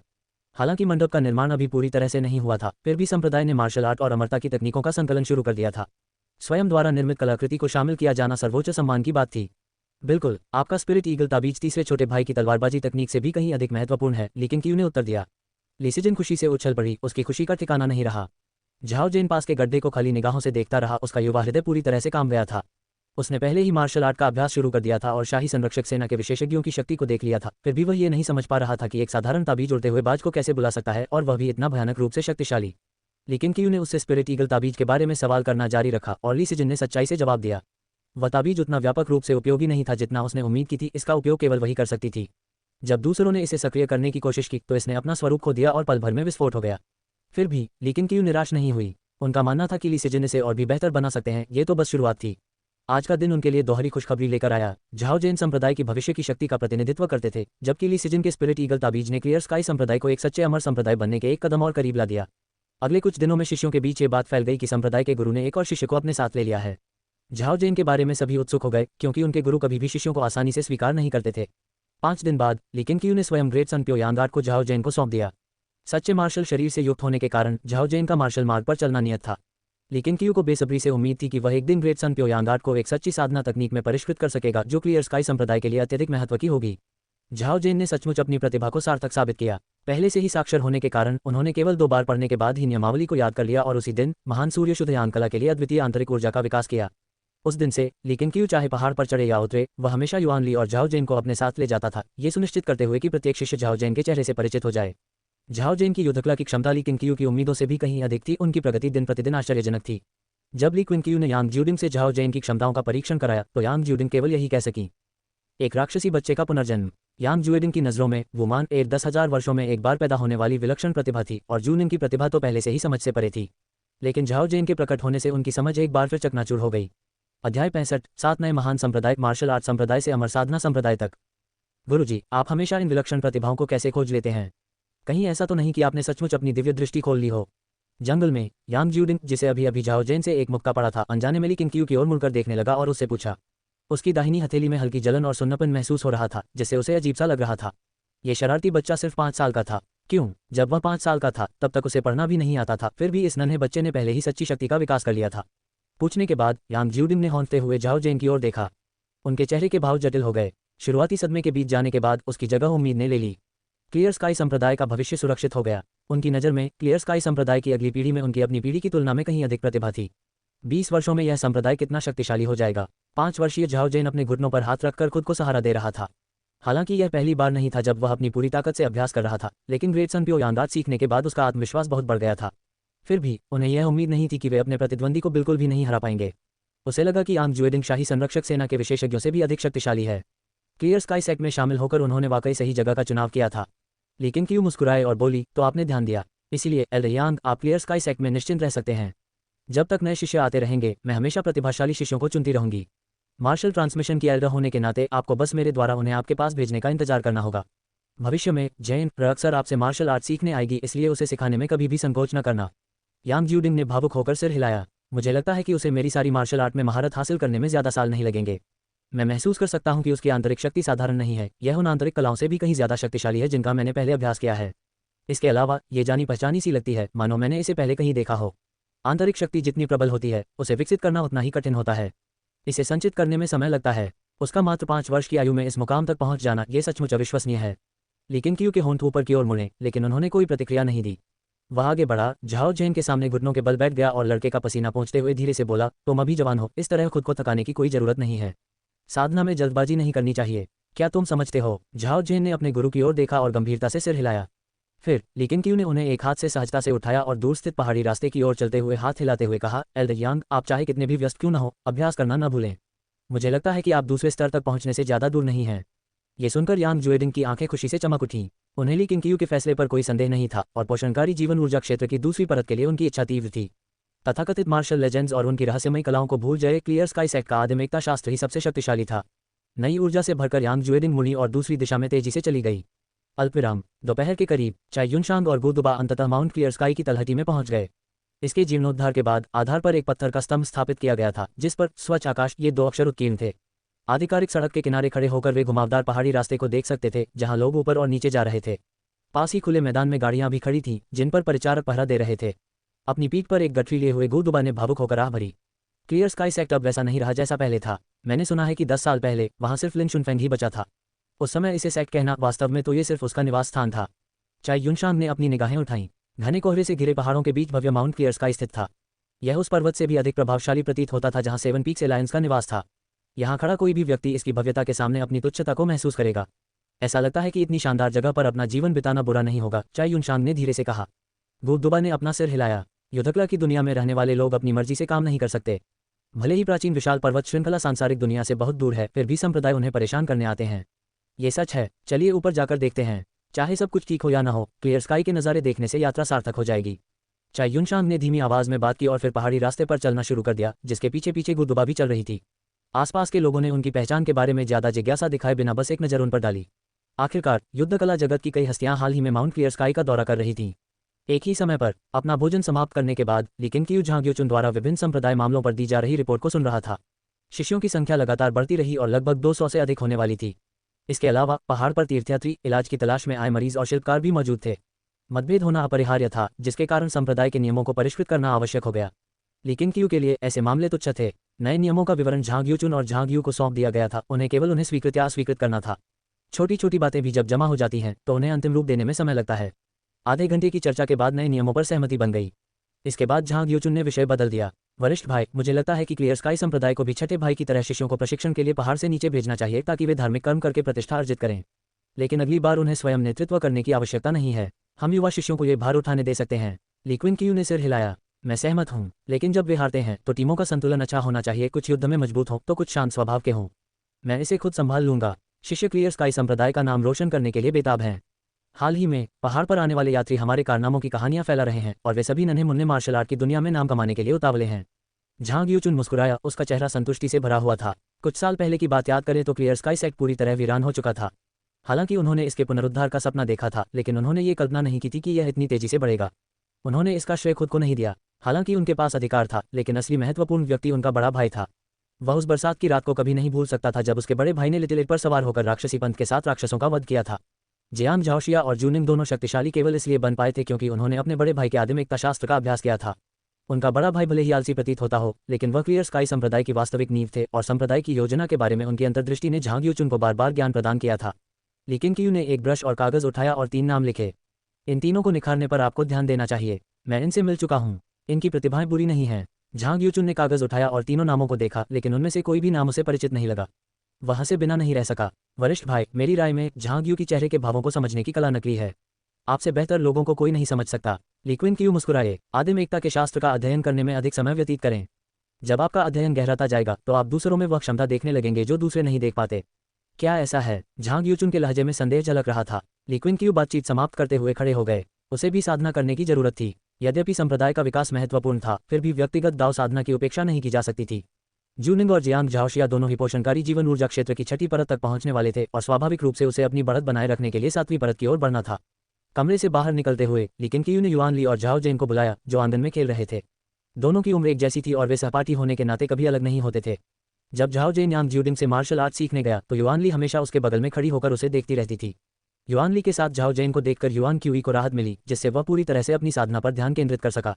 अल्पविराम। भीषण गर्मी का मौसम आ गया। इस विकास काल के बाद क्लियर स्काई संप्रदाय के शिष्यों की संख्या 200 से अधिक हो गई थी। 3 नए सच्चे शिष्य भी उभर आए थे, अर्थात 3 ने पोषणकारी जीवन ऊर्जा क्षेत्र की पहली परत में प्रवेश कर लिया था और आधिकारिक तौर पर अमरता के मार्ग पर कदम रख दिया था। उस दिन जूनिंग ने छठी परत में प्रवेश किया। बहुत खुश होकर वह ली क्विन क्यू को सूचित करने के लिए लिंगजियाओ कोर्टयार्ड में गई। लेकिन क्यू अभी अभी भूमिगत आध्यात्मिक झील से लौटी थी और युआन ली और झाओ जेन उसके पीछे पीछे आ रहे थे। अपनी इस सफलता के बारे में सुनकर ली क्विन क्यू ने आश्चर्य जताने का नाटक किया। इतनी शक्तिशाली निंग, तुम सचमुच 10,000 में एक प्रतिभा की धनी हो। ये सुनकर जूनिंग के होंठ ऊपर की ओर मुड़ गए। उसका दिल खुशी से भर गया। झाओ जेन पर एक पल के लिए नजर डालते हुए उसने धीरे से कहा, गुरुजी मेरे साथ बहुत अच्छा व्यवहार करते हैं। स्वाभाविक रूप से मैं गुरुजी को निराश नहीं कर सकती। तभी यांग ज्यूडिंग उत्साह से भरे चेहरे के साथ जल्दी से लिंगशियाओ आंगन में दाखिल हुआ। गुरुजी, बहुत अच्छी खबर, बहुत अच्छी खबर। वह कल ही पोषणकारी जीवन ऊर्जा क्षेत्र की दूसरी परत में प्रवेश कर चुका था और यद्यपि उसका शरीर अभी तक वहां नहीं पहुंचा था, उसकी बुलंद आवाज पहले ही आंगन में गूंज रही थी। लेकिन क्यू और अन्य लोग उसकी ओर मुड़ गए। जब वह उनके सामने आया तो ली क्विन क्यू ने पूछा, एल्डर यांग, आपको इतनी परेशानी क्यों हो रही है? यांग ज्यूडिंग ली क्विन क्यू के लहजे में छिपी सूक्ष्म फटकार को समझ नहीं पाए और उत्साह से बोली, श्वेत सम्राट हवेली से निमंत्रण आया है। वे गुजुओं के साथ महान संप्रदायों की एक सभा आयोजित कर रहे हैं जिसमें महत्वपूर्ण मामलों पर चर्चा होगी। 7 महान संप्रदाय? ली क्विन क्यू ने आश्चर्य से पूछा। यांग ज्यूडिंग ने सिर हिलाया। जी हाँ, श्वेत सम्राट हवेली ने घोषणा कर दी है कि क्लियर स्काई संप्रदाय एज्योर संप्रदाय की जगह लेकर 7 महान संप्रदायों में से एक बनेगा। आज से मार्शल जगत में हमारी स्थिति पूरी तरह बदल जाएगी। हमने कर दिखाया। लेकिन क्यू के चेहरे पर शांति का भाव बना रहा। उन्हें तथाकथित 7 महान संप्रदायों की ज्यादा परवाह नहीं थी, लेकिन वे समझते थे कि यह संप्रदाय के लिए फायदेमंद था। प्राचीन हुआशिया के समान एक दुनिया में प्रतिष्ठा का बहुत महत्व था। पूरे देश में कहानियां फैल गईं जिनमें से कई को बढ़ा चढ़ाकर बताया गया था, लेकिन पुरानी जीत भले ही फीकी पड़ गई हो, 7 महान संप्रदायों में से एक होने का खिताब कायम रहेगा। उसने अनुमान लगाया कि जियांग कोटियन पर्दे के पीछे से काम कर रहा था। क्लियर स्काई संप्रदाय का व्हाइट एम्परर मैनर से कोई संबंध नहीं था और तत्संगत रूप से अन्य संप्रदायों को एज्योर संप्रदाय को नष्ट करने के लिए उनसे डरना चाहिए था। अतः ये स्पष्ट रूप से सद्भावना का प्रतीक था। चर्चा करने लायक कौन सा बड़ा मुद्दा है? ली क्विन क्यू ने शांति से पूछा। हालांकि उसे इरादे का अंदाजा हो गया था, फिर भी वह सतर्क रहा। व्हाइट एम्परर मैनर एक प्रमुख संप्रदाय था, ये किसी एक व्यक्ति की इच्छा से शासित स्थान नहीं था। जियांग कोटियन की मध्यस्थता के बावजूद निश्चित रूप से कुछ असंतुष्ट लोग दुर्भावना रखते होंगे। यांग ज्यूडिंग ने उत्तर दिया। उन्होंने कहा कि राक्षसी पंथ फिर से उभरने वाला है, जो स्वर्ग के नीचे सभी के लिए खतरा है। यांग ज्यूडिंग को अब राक्षसी पंथ से पहले जैसा डर नहीं लगता था। आखिरकार ली केंगक्यू ने राक्षसी पंथ के साथ राक्षसों का वध कर दिया था। अगर वह पंथ फिर से लौट भी आया तो भी उसकी शक्ति कभी वैसी नहीं हो पाएगी जैसी पहले थी। क्या आपको लगता है कि क्लियर स्काई संप्रदाय को भोज में शामिल होना चाहिए? ली केंगक्यू ने पूछा। उनके शांत स्वभाव ने धीरे धीरे यांग ज्यूडिंग की उत्तेजना को शांत कर दिया। शांत होने के बाद यांग ज्यूडिंग ने कुछ देर सोचा, फिर अपनी आंखें उठाकर गंभीरता से कहा, हमें जाना चाहिए। मुझे नहीं लगता कि श्वेत सम्राट हवेली कोई जाल बिछाएगी। वे अब शाही दरबार के करीब हैं, धोखेबाजी करना उनकी प्रतिष्ठा को धूमिल करेगा। हालांकि सभा के दौरान कोई अप्रत्याशित बदलाव होगा या नहीं, ये कहना मुश्किल है। फिर भी इसमें शामिल होने से हम 7 महान संप्रदायों में से एक बन जाएंगे। लाभ जोखिमों से कहीं अधिक हैं। गुरुजी, मुझे जाने दीजिए, यांग ज्यूडिंग ने आगे कहा। वह जानता था कि क्लियर स्काई संप्रदाय को ली केंगक्यू की जरूरत है कि वह पीछे रहकर संप्रदाय की रक्षा करे। सच कहें तो उसे इस बात का भी डर था कि अगर ली केंगक्यू चली गई तो क्या होगा। अधिकांश शिष्यों का मानना था कि उनके गुरु स्वभाव से सौम्य थे, लेकिन केवल यांग ज्यूडिंग ही यह जानता था कि ली केंगक्यू उन सभी में सबसे निर्दयी थे। वह उस बारिश से भीगी रात को कभी नहीं भूलेगा। उसे डर था कि अगर अन्य 6 संप्रदायों ने कोई चाल चलने की कोशिश की तो ली केंगक्यू नरसंहार शुरू कर देगा। यदि श्वेत सम्राट हवेली नष्ट हो जाती है तो यह संप्रदाय निश्चित रूप से शाही दरबार का ध्यान आकर्षित करेगा। गुरुजी, मैं भी चलूंगा, ज्यूनिंग ने अचानक कहा। ली केंगक्यू उसकी ओर मुड़ी और आसानी से उसके इरादे का अनुमान लगा लिया। ये लड़की राक्षसी पंथ से मिलना चाहती थी। कुछ देर सोचने के बाद ली केंगक्यू ने कहा, ठीक है, मेरी तियानहोंग तलवार अपने साथ ले जाओ। तियानहोंग तलवार ये संप्रदाय प्रमुख के प्रतीक चिन्ह के बराबर थी। ज्यूनिंग ने सिर हिलाया। उसकी अभिव्यक्ति अपरिवर्तित रही, लेकिन यांग ज्यूडिंग एक बार फिर उत्साहित हो गई। 7 महान संप्रदायों की सभा में शराब पीने और बातचीत से कहीं अधिक कुछ होना निश्चित था। शौकत के जानकारों के बीच तलवारबाजी होना तय था। अध्याय 66, क्लियर स्काई की सच्ची विरासत। मार्शल आर्ट संप्रदाय से अमर साधना संप्रदाय तक। क्लियर स्काई सेक्ट के भीतर एक अतिथि आंगन में गर्मियों की धूप प्रवेश कर रही थी। दीवारों के बाहर गर्मी में झींगुरों की आवाज गूंज रही थी। आंगन के अंदर लियांग अपने भले का अभ्यास कर रहा था। उसके हर वार से हवा के तेज झोंके उठते थे जो आंगन की दीवारों से टकराते थे। नीले वस्त्र पहने एक युवती झाओ लिंगलोंग द्वार से अंदर दाखिल हुई। उसने लियांग की ओर देखा और थोड़ी बेबसी के साथ पूछा, चचेरे भाई, तुम काफी समय से क्लियर स्काई सेक्ट में रह रहे हो। बाहर जाकर थोड़ी सैर क्यों नहीं करते? सेक्ट में हर दिन कुछ न कुछ बदलाव होता रहता है, ये काफी दिलचस्प है। लियांग ने कोई जवाब नहीं दिया। वह अपने भले के अभ्यास पर ध्यान केंद्रित किए रहा, जिससे झाओ लिंगलोंग ने हताशा में आह भरी। उस लड़ाई को बीते कई महीने बीत चुके थे, फिर भी लियांग उस हार के साए से बाहर नहीं निकल पाया था। वह उससे लगभग बात भी नहीं करता था। वह समझ गई कि वह क्या महसूस कर रहा है। हालांकि उसने उसे बचा लिया था, फिर भी उसके दिल में विश्वासघात का दर्द अभी भी मौजूद था। इससे पहले लियांग हमेशा उसे अपने मार्शल कौशल का प्रदर्शन करता था और अपनी बड़ी महत्वाकांक्षाओं के बारे में गर्व से बात करता था। अगर वह उसकी जगह होती तो उसे भी इस तरह के झटके को स्वीकार करने में मुश्किल होती, खासकर लियांग जैसे स्वाभिमानी व्यक्ति के हाथों मिले झटके को। झाओ लिंगलोंग आंगन में पत्थर की मेज के पास बैठ गई और क्लियर स्काई संप्रदाय में हाल ही में हुए परिवर्तनों के बारे में यूं ही बातचीत करने लगी। मैंने सुना है कि संप्रदाय के गुरु ने एक और शिष्य को अपना शिष्य बनाया है और उसकी प्रतिभा असाधारण है। वह केवल 5 वर्ष का है, फिर भी उसे अभी से क्लियर स्काई संप्रदाय का भावी नंबर 1 माना जा रहा है। मुझे नहीं पता कि संप्रदाय बड़ा चढ़ाकर बोल रहा है या बच्चा सचमुच इतना अद्भुत है। मैंने पिछले दिन 2 शिष्यों को अभ्यास करते हुए भी देखा। आप जानते हैं, क्लियर स्काई संप्रदाय की मार्शल आर्ट वास्तव में एक अलग ही स्तर की है। उनकी तलवार चलाने की तकनीक इतनी अद्भुत है कि मैं भी इसे सीखना चाहता हूँ। क्या आपने जुयान का नाम सुना है? वह गुजरात की एक प्रसिद्ध महिला है। संगीत, शतरंज, सुलेख और चित्रकला में निपुण। उनकी कविताएं और गीत तो पूरे जोंगटियन प्रांत में भी प्रसिद्ध हैं। कई कुलीन परिवारों के वंशज उनकी बहुत प्रशंसा करते हैं, लेकिन सबसे दिलचस्प बात यह है कि उनके बगल में बैठी नौकरानी साधारण नहीं है। हालांकि लियांग ने अपना भला चलाने का अभ्यास जारी रखा, लेकिन उसका ध्यान पहले ही उसके शब्दों की ओर आकर्षित हो चुका था। सच तो यह है कि वह भी क्लियर स्काई सेक्ट के प्रति जिज्ञासा से भरा हुआ था, अन्यथा वह यहाँ इतने लंबे समय तक नहीं रुकता। झाओ लिंगलोंग ने उसकी रुचि को भांप लिया और संप्रदाय के भीतर अपने अनुभवों के बारे में बात करते हुए हल्की सी मुस्कान बिखेरी। काफी देर बाद झाओ लिंगलोंग बात करते करते थक गई। वह जाने के लिए खड़ी हुई, लेकिन बाहर कदम रखने से ठीक पहले उसे अचानक कुछ याद आया और उसने कहा, ओह हाँ, यांग ज्यूडिंग ने पहाड़ के आधे रास्ते पर एक मार्शल डिस्कशन प्लेटफॉर्म बनवाया है। ये क्लियर स्काई के शिष्यों के लिए खुला है, जहाँ वे बाहरी दुनिया के मार्शल आर्टिस्टों के साथ अभ्यास कर सकते हैं। वे संपर्क बिंदु पर रुक जाते हैं। काफी दिलचस्प व्यवस्था है। वहाँ किन ये नाम का एक युवक है जिसने 20 मुकाबले जीते हैं। कहते हैं कि वह संप्रदाय के गुरु का दूसरा सबसे बड़ा शिष्य है। अगर आपका मन करे तो आप भी जाकर कोशिश कर सकते हैं। उसके कुछ देर चले जाने के बाद लियांग ने आखिरकार भले का अभ्यास बंद कर दिया। उसने धीरे से अपना सिर उठाया, नीले आकाश की ओर देखते हुए धीमी आवाज में बुदबुदाया, तुम्हें ली उपनाम क्यों मिला है? वह उस दृश्य को कभी नहीं भूल सकता था जिस दिन ली केंगक्यू एक चील पर सवार होकर आकाश से नीचे उतरी थी। इसने मार्शल आर्ट की दुनिया के बारे में उनकी समझ को उलट दिया था और उनकी कुछ पुरानी मान्यताओं को हिलाकर रख दिया था। वह क्लियर स्काई सेक्ट में न केवल अपनी चोटों से उबरने के लिए रुका, बल्कि अपने मन को शांत करने के लिए भी रुका। शायद अब समय आ गया था कि वह खुद बाहर जाकर देखे कि क्लियर स्काई सेक्ट वास्तव में क्या है। जोंगटियन प्रांत, शाही राजधानी। महान ली राजवंश की राजधानी होने के नाते इसका प्राचीन नाम झेन्यांग था। झेन्यांग शहर यह 1000 वर्षों से खड़ा था, 5 राजवंशों का सामना कर चुका था, अनगिनत उत्थान और पतन का साक्षी रहा था और नश्वर दुनिया के बदलते क्रम का गवाह रहा था। महान ली राजवंश की स्थापना के साथ झेन्यांग शाही शहर ने एक बार फिर स्वर्ण युग में प्रवेश किया। एक मंडप की बालकनी पर खड़े होकर गहरे रंग के आधिकारिक वस्त्र पहने फेंग दाई ने प्राचीन शहर के असीम परिदृश्य को निहारा। अपने हाथों को पीठ के पीछे बांधे हुए वह शहर की दीवारों के नीचे डूबते सूरज को देख रहा था। हालांकि वह कुछ समय से राजधानी में रह रहा था, लेकिन जब भी उसे खाली समय मिलता वह शहर की सुंदरता की प्रशंसा करने के लिए यहाँ आता था। यह मंडप 4 मंजिला था, जो लाल टाइलों और अजगर के सिर के आकार की छतों से भव्य रूप से सजाया गया था और रेडवुड के खंभों द्वारा समर्थित था। नीचे सड़कें चहल पहल से भरी हुई थीं, नागरिकों, व्यापारियों और मार्शल आर्टिस्टों की भीड़ सड़कों पर उमड़ रही थी और गाड़ियां अंतहीन धाराओं में आगे बढ़ रही थीं। जब भी फैंग दाई यहाँ आता था उसके दिल में एक अवास्तविकता का भाव उमड़ता था। गुजोऊ में इतना समृद्ध और इतना शानदार शहर कोई और नहीं था, लेकिन उस समृद्धि ने भी उनके दिल को पीड़ा दी। यहाँ के लोग रेशम और सोने के वस्त्र पहनकर रहते थे और महामहिम के सद्गुणों, उनके उदार शासन और जनता के प्रति उनके प्रेम की प्रशंसा करते थे। कहा जाता था कि यह एक ऐसा युग था जो पहले कभी नहीं देखा गया था। अब सम्राट के अपराधों को उजागर करना असंभव था। यदि सम्राट ने पाप किए भी होते तो उनकी वर्तमान उपलब्धियों की तुलना में वे पाप लगभग नगण्य प्रतीत होते। जैसे ही फैंग दाई असमंजस में डूब गया, उसके पीछे कदमों की आहट सुनाई दी। पीछे मुड़े बिना ही उसे पता चल गया था कि वह कौन है। शाही संरक्षक सेना की जकूजी वर्दी पहने जियाई कमरे में दाखिल हुई। टेबल पर बैठते ही उसने अपने लिए एक कटोरा शराब डाली और उसे एक ही घूंट में पी गया। लगातार 3 कटोरे पीने के बाद आखिरकार उसने संतुष्टि की सांस छोड़ी। महल दिन ब दिन और भी अजीब होता जा रहा है। मुझे अब वहां जाने से डर लगने लगा है। उनके पहले ही शब्दों ने फैंग दाई का ध्यान आकर्षित कर लिया। पीछे मुड़कर फैंग दाई ने भौहें चढ़ाकर पूछा, इसका क्या मतलब है? जियाई ने उसे अपने पास बुलाया और बैठने का इशारा किया। जब फैंग दाई बैठ गया तो जियाई ने धीमी आवाज में कहा, क्या महाराज ने दुनिया भर के मार्शल संप्रदायों को एक भव्य भोज में आमंत्रित नहीं किया था? महल में प्रवेश करने वाले कुछ संप्रदाय प्रमुख और कुल प्रमुख कभी वापस नहीं लौटे। रात में अंदर से हमेशा चीखें गूंजती रहती हैं, कोई नहीं बता सकता कि वे पुरुष हैं या महिलाएं। कुछ लोग कहते हैं कि यह आत्माओं का विलाप है। फैंग दाई की भौहें और भी कस गईं, लेकिन शहर में ऐसी कोई अफवाह नहीं फैली है। वास्तव में कुछ संप्रदाय के नेता सार्वजनिक रूप से दावा कर रहे हैं कि उन्होंने स्वयं ऋषि का चेहरा देखा है। महाराज ने तो कुछ संप्रदायों को आधिकारिक उपाधियां भी प्रदान की हैं। जियाई ने अपना सिर हिलाया। ये तो बस ऊपरी तौर पर है। मैं इंपीरियल गार्डियन आर्मी का सदस्य हूं, मुझे पता है कि असल में क्या हो रहा है। हमारे कुछ जवानों ने महामहिम को शवों को ठिकाने लगाने में मदद की है। उनका कहना है कि उन लोगों की मौत ग्रैंड हॉल में ही हुई थी। फैंग दाई को वो बाओयू की कही बात याद आ गई। अगर राक्षसी पंथ की स्थापना सचमुच सम्राट ने की थी तो सम्राट का युद्ध कौशल निश्चित रूप से बेहद उच्च कोटि का होना चाहिए।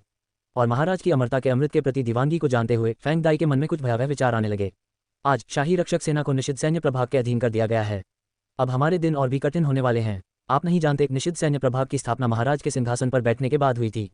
ये केवल उन्हीं के प्रति जवाबदेह है, 6 मंत्रालयों के प्रति नहीं। दूसरी ओर रक्षक सेना की स्थापना स्वयं शाही पूर्वज ने की थी। यद्यपि पिछले सम्राट के शासनकाल में इसका पतन हुआ, फिर भी हमारे पास विरासत और सम्मान है। अब हम अपने प्रतिद्वंद्वियों के अधीन हो गए हैं। भला हमारे दिन कैसे अच्छे हो सकते हैं? जियाई ने आह भरी और अपने लिए एक और कटोरा शराब डाली। फैंग दाई ने पूछा, तुम्हारे सभी सैनिक कुलीन हैं, प्रथम श्रेणी के योद्धा, कुछ शाही युद्ध परीक्षाओं में चैंपियन रह चुके हैं, अन्य शीर्ष स्तर के विशेषज्ञ हैं। अगर तुम्हें निगरानी में भी रखा जाए तो क्या निषिद्ध युद्ध प्रभाग सचमुच तुम्हें नियंत्रित कर पाएगा? जियाई ने उसे घूर कर देखा। उन्हें कम मत समझो, निषिद्ध युद्ध प्रभाग के योद्धा हमसे कमजोर नहीं हैं। इससे भी अजीब बात यह है कि मुझे नहीं पता कि महाराज को इतने सारे विशेषज्ञ कहाँ से मिले। वे हमेशा मुखौटे पहनते हैं, केवल रात में ही सक्रिय होते हैं और शाही शहर में भी उनके अस्तित्व के बारे में बहुत कम लोग जानते हैं। उनके नेता का नाम लॉर्ड जुवान है। उनकी युद्ध कला अतुलनीय है। उनका प्रतिद्वंदी कितना भी शक्तिशाली क्यों न हो, वे उसे आसानी से मार सकते हैं। कुछ साल पहले मैंने स्वयं उन्हें दक्षिण चू प्रांत के नंबर 1 मार्शल आर्टिस्ट को मारते हुए देखा था, सिर्फ 3 चालों में। उनकी चालें भूतिया थीं और उनकी हथेली की ताकत अतुलनीय थी। जैसे ही उसे यह बात याद आई, जियाई की रीढ़ की हड्डी में सिहरन दौड़ गई।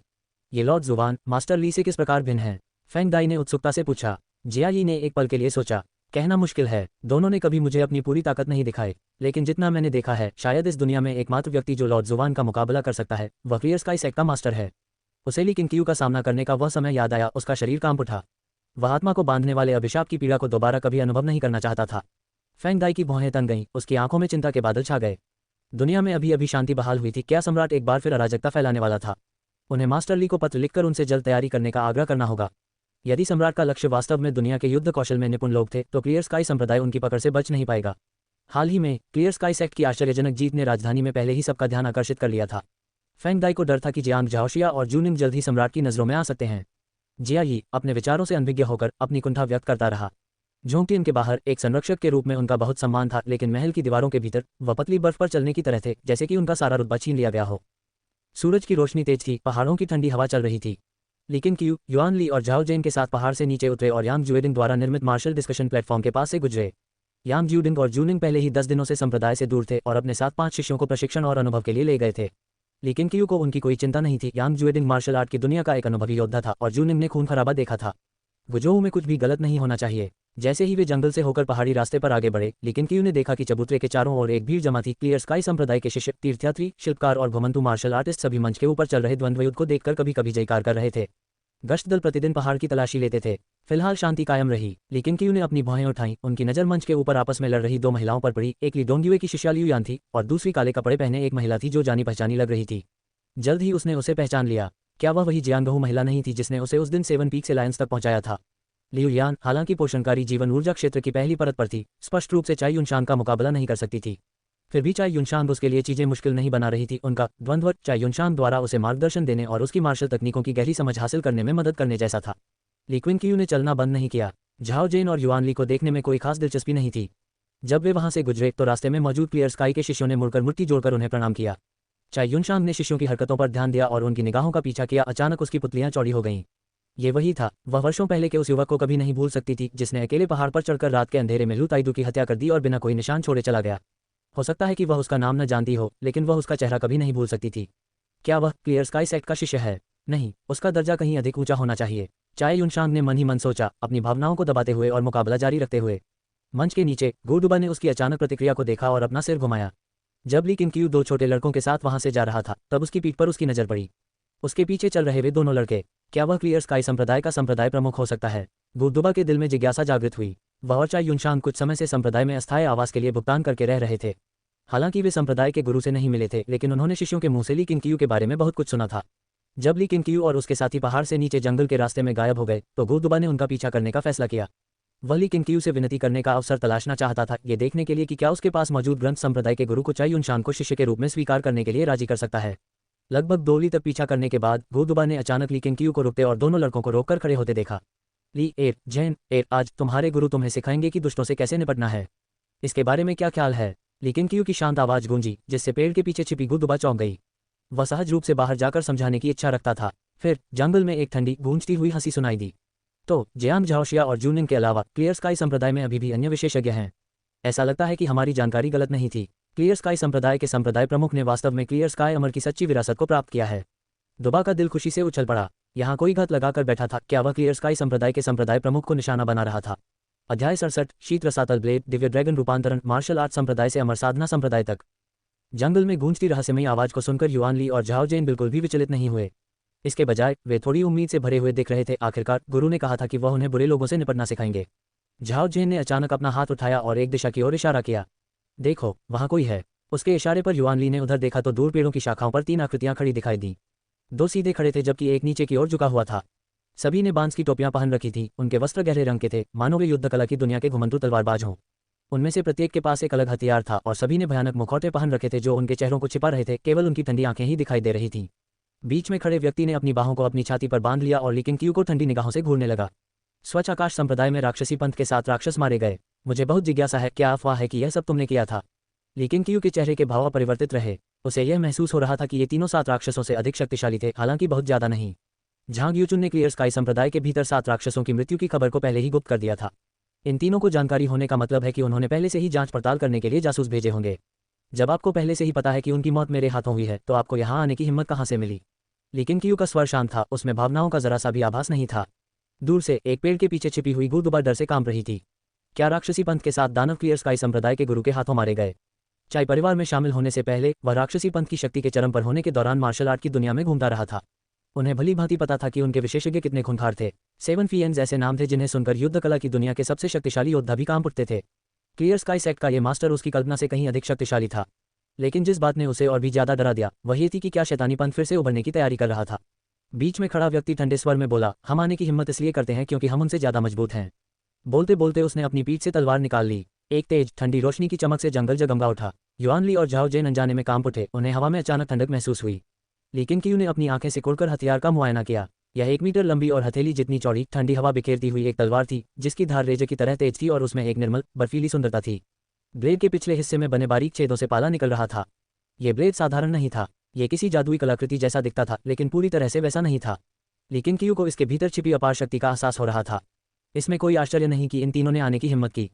मारना। ठंडी तलवार लहराते हुए उस व्यक्ति ने दहाड़ मारी। तीनों ने छलांग लगाए। उनकी हरकतें भूतिया और तेज थीं। जैसे ही वे ली किनक्यू और अन्य लोगों की ओर बढ़े, ली किनक्यू न तो एक तरफ हटे और न ही युआन ली और झाओ जेन को दूर धकेला।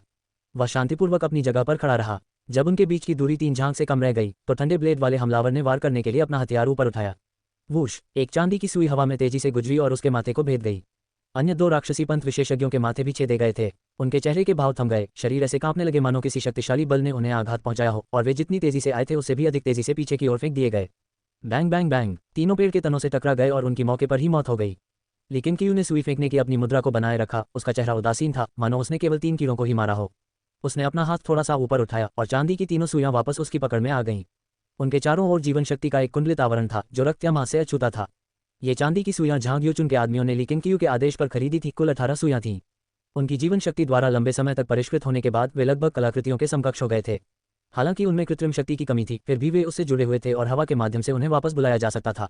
गुडुबा ने इस दृश्य को स्तब्ध और अविश्वास से देखा। उन तीनों दानवी पंथ विशेषज्ञों की आभा और चाल भयावह थी, फिर भी उन्हें क्लियर स्काई संप्रदाय के गुरु ने सहजता से मार गिराया।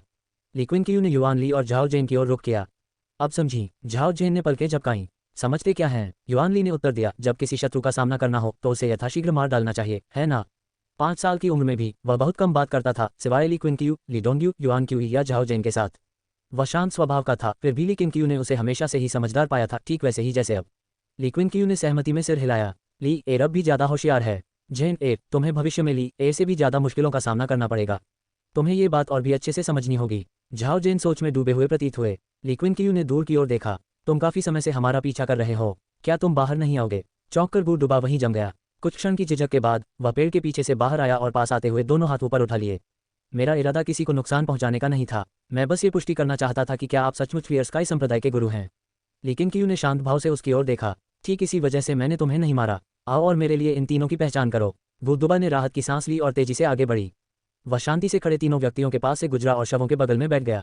उन्होंने उनके मास्क हटाकर उन्हें ध्यान से देखा, फिर उनके चेहरे का भाव एकदम बदल गया। लेकिन क्यू की ओर मुड़ते हुए उसने कांपती हुई आवाज में कहा, मैं उनमें से केवल एक को पहचानता हूँ। वह राक्षसी पंथ के रक्षकों में से एक है जिसका नाम जुपोलू है। उसकी युद्ध कला अतुलनीय है, उसने एक बार अकेले ही सैकड़ों घुड़सवारों की टुकड़ी को पराजित किया था। उसके हाथ में जो तलवार है वह शीघ्रसातल तलवार है, जो स्वर्ग के 3 महान राक्षसी तलवारों में से एक है। कहा जाता है कि इस तलवार में राक्षसी प्रकृति है, इसे लंबे समय तक पकड़े रहने से मारने की इच्छा प्रबल हो जाती है। ली क्विंग मंद मंद मुस्कुराए। ऐसे विशेषज्ञ को सम्मानित करने के लिए क्या मैं आपसे पूछ सकता हूं कि आप कौन हैं, महोदय? गुडुबा ने आदरपूर्वक अपनी मुट्ठियां जोड़ी। इस बूढ़े व्यक्ति का नाम गुडुबा है। मैं 20 साल पहले मार्शल आर्ट से सेवानिवृत्त हो चुका हूं। मैं अब जियांगजोऊ के चाई परिवार की सेवा करता हूं। जियांगजोऊ का चाई परिवार? क्या आपके लोग पहले भी एक बार वहां जा चुके हैं? क्या कोई पहले आया था? संप्रदाय के गुरुजी को गलतफहमी हुई है, मैं चाई परिवार की ओर से नहीं आया हूं। मैं अपनी युवती के साथ आया हूं। वह क्लियर स्काई संप्रदाय की मार्शल आर्ट की प्रशंसक है और आपकी शिष्या बनना चाहती है। आपकी युवती का नाम क्या है? चाई युनशांग। लेकिन क्यू के चेहरे के भाव थोड़े बदल गए। चाई परिवार द्वारा लाया गया विवाह प्रस्ताव भी चाई युनशांग के लिए ही था, तो वे 2 समूहों में क्यों आए थे? उसे इसमें कुछ अजीब सा महसूस हुआ, लेकिन उसने इस पर ज्यादा ध्यान नहीं दिया। उसका शादी करने या बच्चे पैदा करने का कोई इरादा नहीं था, इससे केवल अनावश्यक कमजोरी ही आती। लेकिन क्यू की आंखें सिकुड़ गईं। वरिष्ठ गो, चूंकि आपने राक्षसी पंथ के सदस्यों की पहचान कर ली है, शायद मैं आपको जाने नहीं दे सकता। अगर यह बात फैल गई तो क्लियर स्काई संप्रदाय के लिए और भी मुसीबत खड़ी हो सकती है। उसकी आवाज़ तो सौम्य थी, लेकिन उसके चेहरे पर हल्की सी मुस्कान देखकर गुडुबा की रीढ़ में सिहरन दौड़ गई। मैं कसम खाता हूं कि मैं किसी को नहीं बताऊंगा, और उन तीनों की बातों से तो यही लगता है कि शैतानी पंथ को पहले से ही पता है कि तुमने 7 राक्षसों को मार डाला है। ये दुश्मनी यहीं खत्म नहीं होगी। बोलते बोलते गुडुबा के माथे पर पसीना आ गया। क्लियर स्काई संप्रदाय का ये गुरु बेहद खतरनाक था। लेकिन क्यू ने एक कदम आगे बढ़ाया और युआन ली और झाओ जेन उनके ठीक पीछे पीछे चल रहे थे। उन्हें पास आते देख गुडुबा का दिल तेजी से धड़कने लगा। वह जानता था कि अगर उसने भागने की कोशिश की तो अगले ही पल उसका भी वही हाल होगा जो जुपोलू का हुआ था। उसके पास जुआ खेलने के अलावा कोई विकल्प नहीं था। जैसे ही ली किंग पास आया, उसका डर चरम पर पहुंच गया। धड़ाम से वह एक घुटने पर गिर पड़ा और अपने वस्त्रों में से एक मैनुअल निकालकर दोनों हाथों से उसे प्रस्तुत किया। ये पुस्तक मैंने अपने युवावस्था में प्राप्त की थी। मैंने इसे कभी किसी को नहीं दिया। मैं इसे क्लियर स्काई संप्रदाय को इस शर्त पर देना चाहता हूं कि आप मेरी युवती को शिष्या के रूप में स्वीकार कर लें। ली क्विंग ने मैनुअल लिया। कवर पर 3 पात्र अंकित थे, दिव्य ड्रैगन रूपांतरण। जब वह उस पुस्तिका के पन्ने पलट रहा था तो उसने पूछा, अगर यह पुस्तिका इतनी प्रभावशाली है तो आपकी युवती इसे स्वयं क्यों नहीं सीख लेती? प्रशिक्षण के लिए यहाँ क्यों आती है? गुडुबा ने कड़वी मुस्कान दी। यह कोई आंतरिक साधना तकनीक नहीं है। इसे करने के लिए अपार आंतरिक शक्ति की आवश्यकता होती है। मैं भी इसमें महारत हासिल नहीं कर पाया, मेरी युवतियां तो और भी अधिक। लेकिन एक बार इसमें निपुणता प्राप्त कर लेने पर यह वास्तव में बेहद शक्तिशाली हो जाती है। जिस बुजुर्ग ने मुझे ये तकनीक सिखाई थी, उन्होंने अपनी मृत्यु से पहले इसकी शक्ति का प्रदर्शन किया था। मैं इसे कभी नहीं भूलूंगा। जब वह बोल रहा था तो उसकी आंखों में श्रद्धा की चमक थी। लेकिन क्यू ने नियमावली को अपने वस्त्रों में दबा लिया और कहा, इन शवों को मत छुओ। पहाड़ पर जाओ और झांग यूचुन को ढूंढो, उसे कहो कि वह लोगों को नीचे भेजकर शवों को इकट्ठा करवाए। इतना कहकर वह गुडुबा के पास से गुजर गया। युआन ली ने अपने गुरु के पीछे जाने से पहले गुडुबा को विनम्रतापूर्वक प्रणाम किया। झाओ जेन ने कम संयम बरतते हुए बस उसे एक जिज्ञासु नजर से देखा। गुडुबा ने राहत की एक लंबी सांस ली और मुड़कर देखा तो ली किंग ने जमीन से कोल्ड एबिस ब्लेड उठाया और पहाड़ से नीचे उतरना जारी रखा। वह तुरंत नहीं गया, इसके बजाय उसने जू पोलू और अन्य लोगों के शवों को पेड़ों के बीच छिपा दिया और फिर पहाड़ी की ओर चल दिया। इसी बीच लीकेन क्यू, युआन ली और झाओ जेन को साधना करने के लिए भूमिगत आध्यात्मिक झील में ले गए। उसके लिए जू पोलू और उसके साथियों की हत्या महज एक छोटी सी घटना थी। वह झाओ जेन के खिलाफ आने वाले सभी दुश्मनों का सामना करने की तैयारी पहले से ही कर रहा था। अल्पविराम, शाम होते होते गु दुबा वापस लौटी और उसने चाई युनशान को अपने कमरे में पाया। उसने उससे कहा कि अब वह औपचारिक रूप से शिष्या बन सकती है। हालांकि खुशी मनाने के बजाय चाई युनशान बेचैन दिखी, उनके चेहरे पर विरोधाभास के भाव थे। मिस, क्या हुआ? कहीं आप फिर से अपना मन तो नहीं बदल रही हैं? गु दुबा ने भौहें चढ़ाते हुए पूछा। चाई युनशान अपने विचारों से बाहर निकली और बोली, नहीं, आपके प्रयास के लिए धन्यवाद, यह आसान नहीं रहा होगा। मैं आपको निराश नहीं करूंगी। गु दुबा ने आखिरकार राहत की सांस ली। क्लियर स्काई सेक्ट के गुरु सचमुच असाधारण हैं। मैं यह नहीं कह सकता कि वे सचमुच इतने युवा हैं या सिर्फ अपनी जवानी को बरकरार रखने में माहिर हैं। उनकी युद्ध कला विश्व में सर्वश्रेष्ठ है। उनके मार्गदर्शन में आप सचमुच अपना भाग्य बदल सकते हैं। उन्होंने राक्षसी पंथ के हमले का जिक्र नहीं किया और न ही इस घटना ने उन्हें क्लियर स्काई संप्रदाय से दोस्ती करने से डरने पर मजबूर किया। उनके लिए राक्षसी पंथ एक कमजोर होती हुई शक्ति थी, जबकि क्लियर स्काई संप्रदाय धार्मिक मार्ग पर फलता फूलता रहा। दोनों की तुलना नहीं की जा सकती थी। बेशक सबसे महत्वपूर्ण बात यह थी कि क्लियर स्काई सेक्ट का मास्टर काफी शक्तिशाली हो। अन्यत्र लीकेन क्यू अपने 2 शिष्यों को लिंगशियाओ प्रांगण में वापस ले आए। जहां ग्यूचुन, जो इंतजार कर रही थी, ने तुरंत उसका अभिवादन किया और दोनों राक्षसी पंथ के मामले पर चर्चा करने के लिए अंदर चले गए। झाओ जेन लंबी मेज के एक कोने पर मैनुअल पकड़े हुए बैठी थी। ली सिजिन उत्सुकता से आगे झुक गई। छोटे झाओ जेन, तुम क्या पढ़ रहे हो? क्या तुम्हें ये समझ भी आ रहा है? दिव्य ड्रैगन रूपांतरण बहुत शक्तिशाली लगता है। झाओ जेन पन्नों को ध्यान से घूर रही थी। मैं बिल्कुल समझता हूँ, गुरुजी ने मुझे ये कला पहले ही सिखा दी है। जब मैं इसमें महारत हासिल कर लूंगा तो मैं आपको दिखाऊंगा। ली सिजिन हंसा और अपना सिर सहलाते हुए युआन ली से बात करने के लिए मुड़ गया। शैतानी पंथ के हमले की बात क्लियर स्काई संप्रदाय के भीतर नहीं फैली और जीवन शांतिपूर्ण ढंग से चलता रहा। झाओ जेन को दिव्य ड्रैगन रूपांतरण देने के बाद लीकेन क्यू ने अपना पूरा ध्यान साधना पर केंद्रित कर दिया। पलक झपकते ही 1 महीना बीत गया। यह उनके प्रशिक्षण का अब तक का सबसे परिश्रमी दौर था और उन्होंने सफलतापूर्वक पोषणकारी जीवन ऊर्जा क्षेत्र की 7वीं परत में प्रवेश किया, जिससे उन्हें राक्षसी पंथ का सामना करने में अधिक आत्मविश्वास मिला। जैसे ही वह गु दुबा को ढूंढने के इरादे से संप्रदाय में लौटा, झाओ जेन दौड़कर उसके पास आ गई। गुरुजी, दिव्य ड्रैगन रूपांतरण, मैंने इसमें महारत हासिल कर ली है। यह अद्भुत है, झाओ जेन ने उत्साह से कहा और खुशी से 2 बार उछल भी पड़ी। अध्याय 68, निर्दयी अमर भाग्य, मार्शल आर्ट संप्रदाय से अमर साधना संप्रदाय तक। अभी तो सिर्फ 1 महीना ही हुआ है और तुमने इसमें महारत हासिल कर ली है। क्या ये सच है? लीकेन क्यू ने अपना हाथ उठाया और झाओ जेन के सिर पर थपथपाते हुए प्यार भरी मुस्कान के साथ अपने स्वर में स्नेह भर दिया। हालांकि झाओ जेन युआन ली जितना समझदार नहीं था, फिर भी वह आमतौर पर अच्छे व्यवहार वाला था और कभी कोई परेशानी नहीं खड़ी करता था।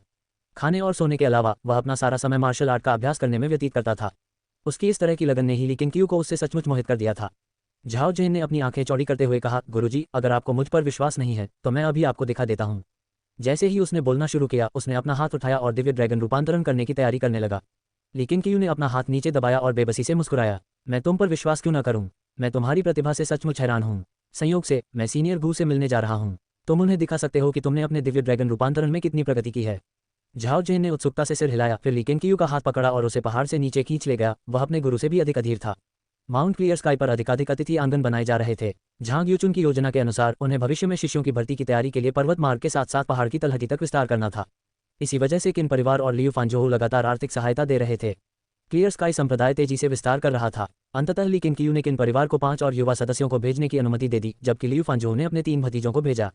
हालांकि लीकेन क्यू उन्हें भतीजे कहता था, लेकिन उसे लगता था कि वे तीनों काफी हद तक खुद लियू फांजोहू जैसे दिखते हैं।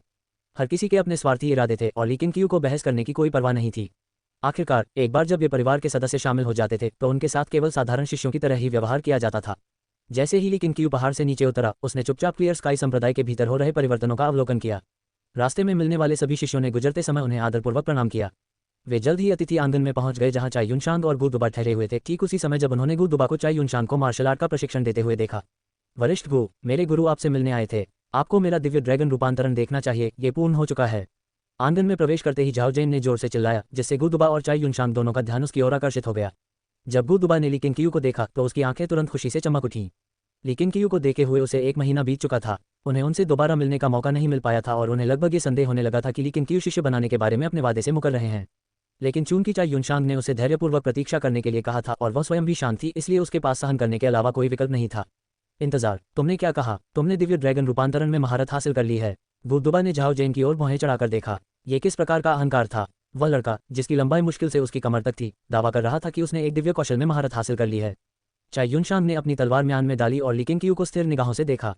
लीकेन क्यू ने अनभिज्ञता का दिखावा किए बिना उसकी ओर हल्के से सिर हिलाया। बिना कुछ और कहे झाओ जेन एक तरफ हट गया और दिव्य ड्रैगन रूपांतरण की प्रारंभिक मुद्रा में आ गया, जिससे चाई युनशान की जिज्ञासा जागृत हुई। उसने गुडुबा को इस तकनीक के बारे में कुछ भी कहते नहीं सुना था, इसलिए उसे ज़्यादा उम्मीद नहीं थी। उसे बस इतना लगा कि वह चंचल 5 साल का बच्चा देखने में दिलचस्प लग रहा था। झाओ जेन ने ग्रेट सन प्योयांग आर्ट का प्रसार शुरू किया। उनकी दंतियन से आंतरिक ऊर्जा का प्रवाह हुआ और वह उनकी नाड़ियों से होकर गुजरी। उसकी भुजाएं बड़ी सहजता से हिल रही थीं, तेज नहीं बल्कि बहते पानी की तरह सुचारू रूप से।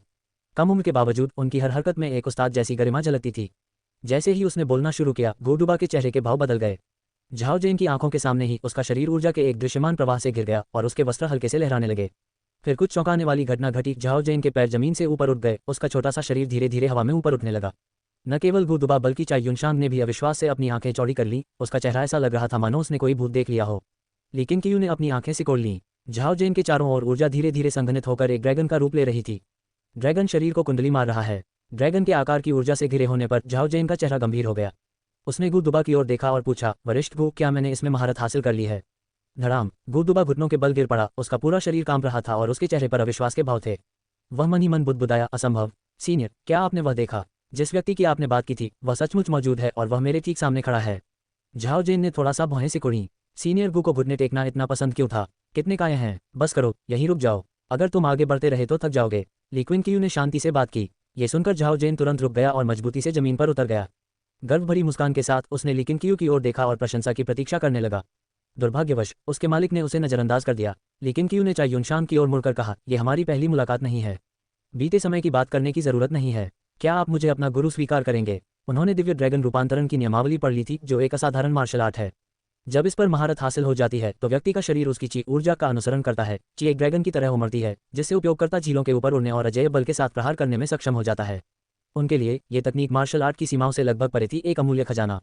उन्हें उम्मीद थी कि भविष्य में झाओ जेन इसे एक सच्चे जादू के स्तर तक पहुंचाएंगे। चाई युनशांग ने झाओ जेन की ओर देखकर कहा, मुझे नहीं लगता कि मैं आपका शिष्य बनने के योग्य हूँ। क्या आप मुझे एक सामान्य संप्रदाय के शिष्य के रूप में स्वीकार कर लेंगे? ली क्विनकियू आश्चर्यचकित थे। यहाँ तक कि 5 साल का बच्चा भी सच्चे शिष्य और साधारण शिष्य के बीच का अंतर समझ जाएगा। क्लियर स्काई सेक्ट तक पहुंचने के लिए उसने बहुत प्रयास किए थे, तो अब वह अपना इरादा क्यों बदलेगी? गुडुबा को आखिरकार होश आया और वह चाई युनशांग की ओर मुड़ा। उसके चेहरे पर हैरानी के भाव थे।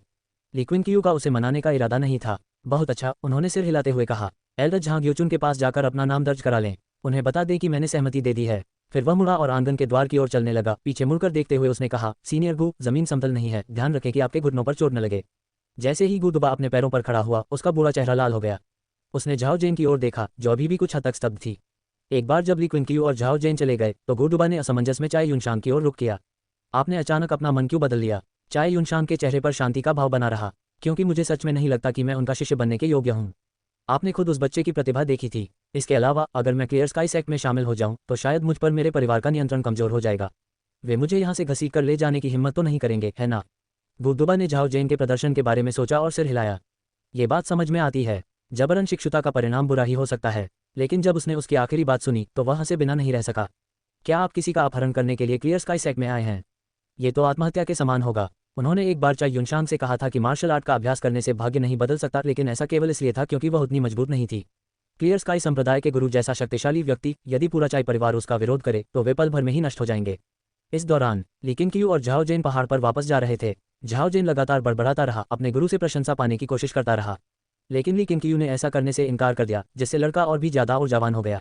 जैसे जैसे वे ऊपर चढ़ते गए, ली क्विनकियू ने आदत के अनुसार दाओ वंश पैनल को खोलकर चाई युनशांग के चित्र की खोज की। यदि दूसरा पक्ष सहमत हो तो मौखिक स्वीकृति भी एक तरह से शुरुआत मानी जाती है।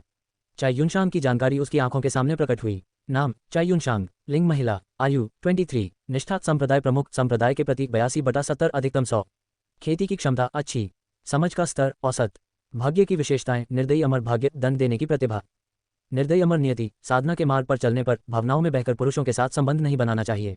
प्रत्येक स्तर पर उन्नति के साथ उसकी प्रतिभा बढ़ती जाएगी। निर्दयी अमर नियति के समाप्त होने पर अप्रत्याशित परिणाम होंगे। दंड देने की प्रतिभा, अनुशासन लागू करने में निपुण, निष्पक्ष और अधिक धमकियों से बेखौफ। अल्पविराम, लेकिन क्यू लगभग चलना बंद कर दिया। चाई युनशांग के पास वास्तव में 2 विशेष भाग्य गुण थे। वह निर्दयी अमर भाग्य फैंग दाई के देर से विकसित होने वाले भाग्य से मिलता जुलता था। दोनों ही ऐसे प्रकार थे जो समय के साथ मजबूत हो सकते थे, लेकिन अगर उसने अमरता के मार्ग पर कभी कदम नहीं रखा तो यह भाग्य अर्थहीन होगा। फिर भी सजा देने की प्रतिभा एक अच्छी रचना थी। जैसे जैसे क्लियर स्काई संप्रदाय का विस्तार हुआ, एक अनुशासनात्मक विभाग का निर्माण अपरिहार्य हो गया। लेकिन क्यों उसे सीधे नियुक्त नहीं करेंगे? ऐसा करने से शिष्यों के बीच अफवाहें ही फैलेंगी। लेकिन उसके पैनल को देखने के बाद उसने पहले उस पर ध्यान केंद्रित करने का फैसला किया, उसकी साधना को बढ़ावा दिया ताकि वह अपनी ताकत के दम पर सम्मान अर्जित कर सके। वह उस निर्दयी अमर भाग्य को जितना अधिक देखता था उतना ही वह उसे पसंद करने लगता था। यद्यपि साधना करने वाले शिष्यों की संख्या बढ़ रही थी, लेकिन उनमें से अधिकांश की प्रतिभा औसत दर्जे की ही थी, चेयुनशान के विपरीत, जिसका भविष्य असीमित प्रतीत होता था। बेशक स्नेह एक बात थी, उसका अपने लिए निर्दयी अमर भाग्य को दोहराने का कोई इरादा नहीं था। उन्हें निर्दयता के मार्ग पर चलने की कोई इच्छा नहीं थी। उनका मानना था कि विवाह और बच्चे उनके जीवन के वर्तमान चरण के लिए उपयुक्त नहीं हैं। अप्रत्याशित रूप से प्रसन्न होकर ली केंगक्यू ने अपनी गति तेज कर दी, जिससे झाओ जेन को भी उसके पीछे दौड़ना पड़ा और अंत में वे दोनों एक दूसरे का पीछा करते हुए पहाड़ पर चढ़ने लगे। अल्पविराम 10 दिन बाद ली केंगक्यू अकेले ही आध्यात्मिक खदान में पहुंची। गड्ढे में प्रवेश करने के बाद वह एक अंधेरे रास्ते पर तब तक चलता रहा जब तक कि आगे एक हल्की रोशनी दिखाई नहीं दी। सुरंग के दोनों ओर तेल के दीपक लटके हुए थे, जिन्हें क्लियर स्काई संप्रदाय के शिष्यों ने काफी खर्च करके व्यवस्थित किया था। लगभग 100 मीटर चलने के बाद ली केंगक्यू एक चौराहे पर पहुंच गया। यहाँ का स्थान अधिक विस्तृत था और 2 शिष्य ध्यान कर रहे थे, उनमें से एक बाइनिंग रथी। जब उन्होंने ली केंगक्यू को देखा तो वे तुरंत उठे और उन्हें प्रणाम किया। औपचारिकता की कोई आवश्यकता नहीं है, अपनी खेती जारी रखें। उन शब्दों को पीछे छोड़ते हुए ली केंगक्यू और अंदर की ओर चली गई। बाइनिंग एर और उनके साथी ने बिना और सोचे समझे ध्यान करना फिर से शुरू कर दिया। खदान के भीतर आध्यात्मिक ऊर्जा प्रचुर मात्रा में थी। हर कुछ दिनों में कोई न कोई सफलता हासिल कर लेता था, जिससे दूसरों को और भी कड़ी मेहनत करने की प्रेरणा मिलती थी, क्योंकि वे पीछे नहीं रहना चाहते थे। ली केंगक्यू ने उन्हें हमेशा के लिए यहाँ कैद न रखने का वादा किया था, लेकिन संप्रदाय में उनकी भविष्य की स्थिति इस जगह पर उनके परिणामों पर निर्भर करेगी। कुछ समय बाद ली केंगक्यू एक विशाल भूमिगत कक्ष में पहुंच गया, जो भूमिगत आध्यात्मिक झील से भी बड़ा था। जमीन पर आध्यात्मिक पत्थर के खंभे लगे हुए थे और दीवारें अलग अलग आकार के जड़े हुए क्रिस्टलों से जगमगा रही थीं, जिनमें से कुछ का रंग लाल या बैंगनी भी था। जियांग झाओशिया और उनके 20 से अधिक शिष्य उचित दूरी पर बैठकर ध्यान कर रहे थे। आध्यात्मिक खान की खोज के बाद से ली केंगक्यू एक एक करके अपने शिष्यों को वहां भेज रहे थे। उन सभी की निष्ठा का स्तर 90 से ऊपर था। जब जियांग झाओशिया ने उसे देखा तो वह तुरंत खड़ी हो गई और उसके पास गई। बुरा नहीं है, आप पहले ही पोषणकारी जीवन शक्ति क्षेत्र की 6ठी परत तक पहुंच चुके हैं। ली केंगक्यू ने उसके शरीर में व्याप्त विशाल प्राणिक ऊर्जा को महसूस करते हुए उसकी प्रशंसा की। वह अच्छी तरह जानता था कि वह स्तर कितना शक्तिशाली था, उसने स्वयं इसका अनुभव किया था। लेकिन मुस्कुराने के बजाय जियांग झाओशिया का चेहरा गंभीर हो गया। वरिष्ठ भाई, हाल ही में आध्यात्मिक खदान के बाहर कुछ दिखाई दे रहा है। मैं परसों रात जांच करने गया था, लेकिन मैंने कितनी भी खोजबीन की, मुझे कुछ नहीं मिला। ली केंगक्यू को उस पर संदेह नहीं था। उनकी भौहों पर बल पड़े। ये कब शुरू हुआ? लगभग 6 दिन पहले। ठीक है, मैं आज रात यहीं रुकूंगा। पहले मुझे शिष्यों की प्रगति के बारे में बताओ। ली केंगक्यू ने सिर हिलाया, लेकिन मन ही मन उसने सोचा, अगर जियांग झाओशिया भी इसका पता नहीं लगा पाए तो आखिर वह चीज क्या थी? कोई अशुद्ध चीज। अध्याय 69 कृपा का प्रतिफल। एक धर्मी और प्रतिष्ठित संप्रदाय, मार्शल आर्ट संप्रदाय से अमर साधना संप्रदाय तक। रात हो गई। ली केंगक्यू गड्ढे से बाहर निकल आया। उसने रात के आकाश की ओर देखा। तारे शानदार ढंग से टिमटिमा रहे थे। रात खूबसूरत थी और इससे उसके दिल को शांति का एहसास हुआ। वह आगे बढ़ा, जियांग झाओशिया द्वारा वर्णित रहस्यमय उपस्थिति की तलाश करने की तैयारी में। यह अंततः एक आध्यात्मिक अयस्क की नस्ती क्लियर स्काई संप्रदाय के अंतर्गत दूसरा सबसे महत्वपूर्ण स्थल, जो केवल 1000 आत्माओं की धन्य भूमि से ही पीछे था। जरा सी भी दुर्घटना नहीं होनी चाहिए, क्योंकि पोषणकारी जीवन ऊर्जा क्षेत्र की 6ठी परत इस मामले को संभाल नहीं सकती थी, इसलिए स्वाभाविक रूप से इसे सुझाने का दायित्व 7वीं परत के किसी व्यक्ति पर आ गया। ये सोचते हुए ली केंगक्यू पहाड़ की दीवार पर ऐसे चढ़ गया मानो वह समतल जमीन पर चल रहा हो। चट्टान की चोटी पर पहुंचकर वह जंगल में कूद गया। निष्क्रिय होकर इंतजार करना अप्रभावी था। ली केंगक्यू ने 100 मील के दायरे में पूरी तरह से कालीन की तरह तलाशी लेने की योजना बनाई थी। जियांग झाओशिया के अनुसार किसी के द्वारा देखे जाने का वह एहसास केवल रात में ही प्रकट होता था, इसलिए उसने अब तक इंतजार किया था।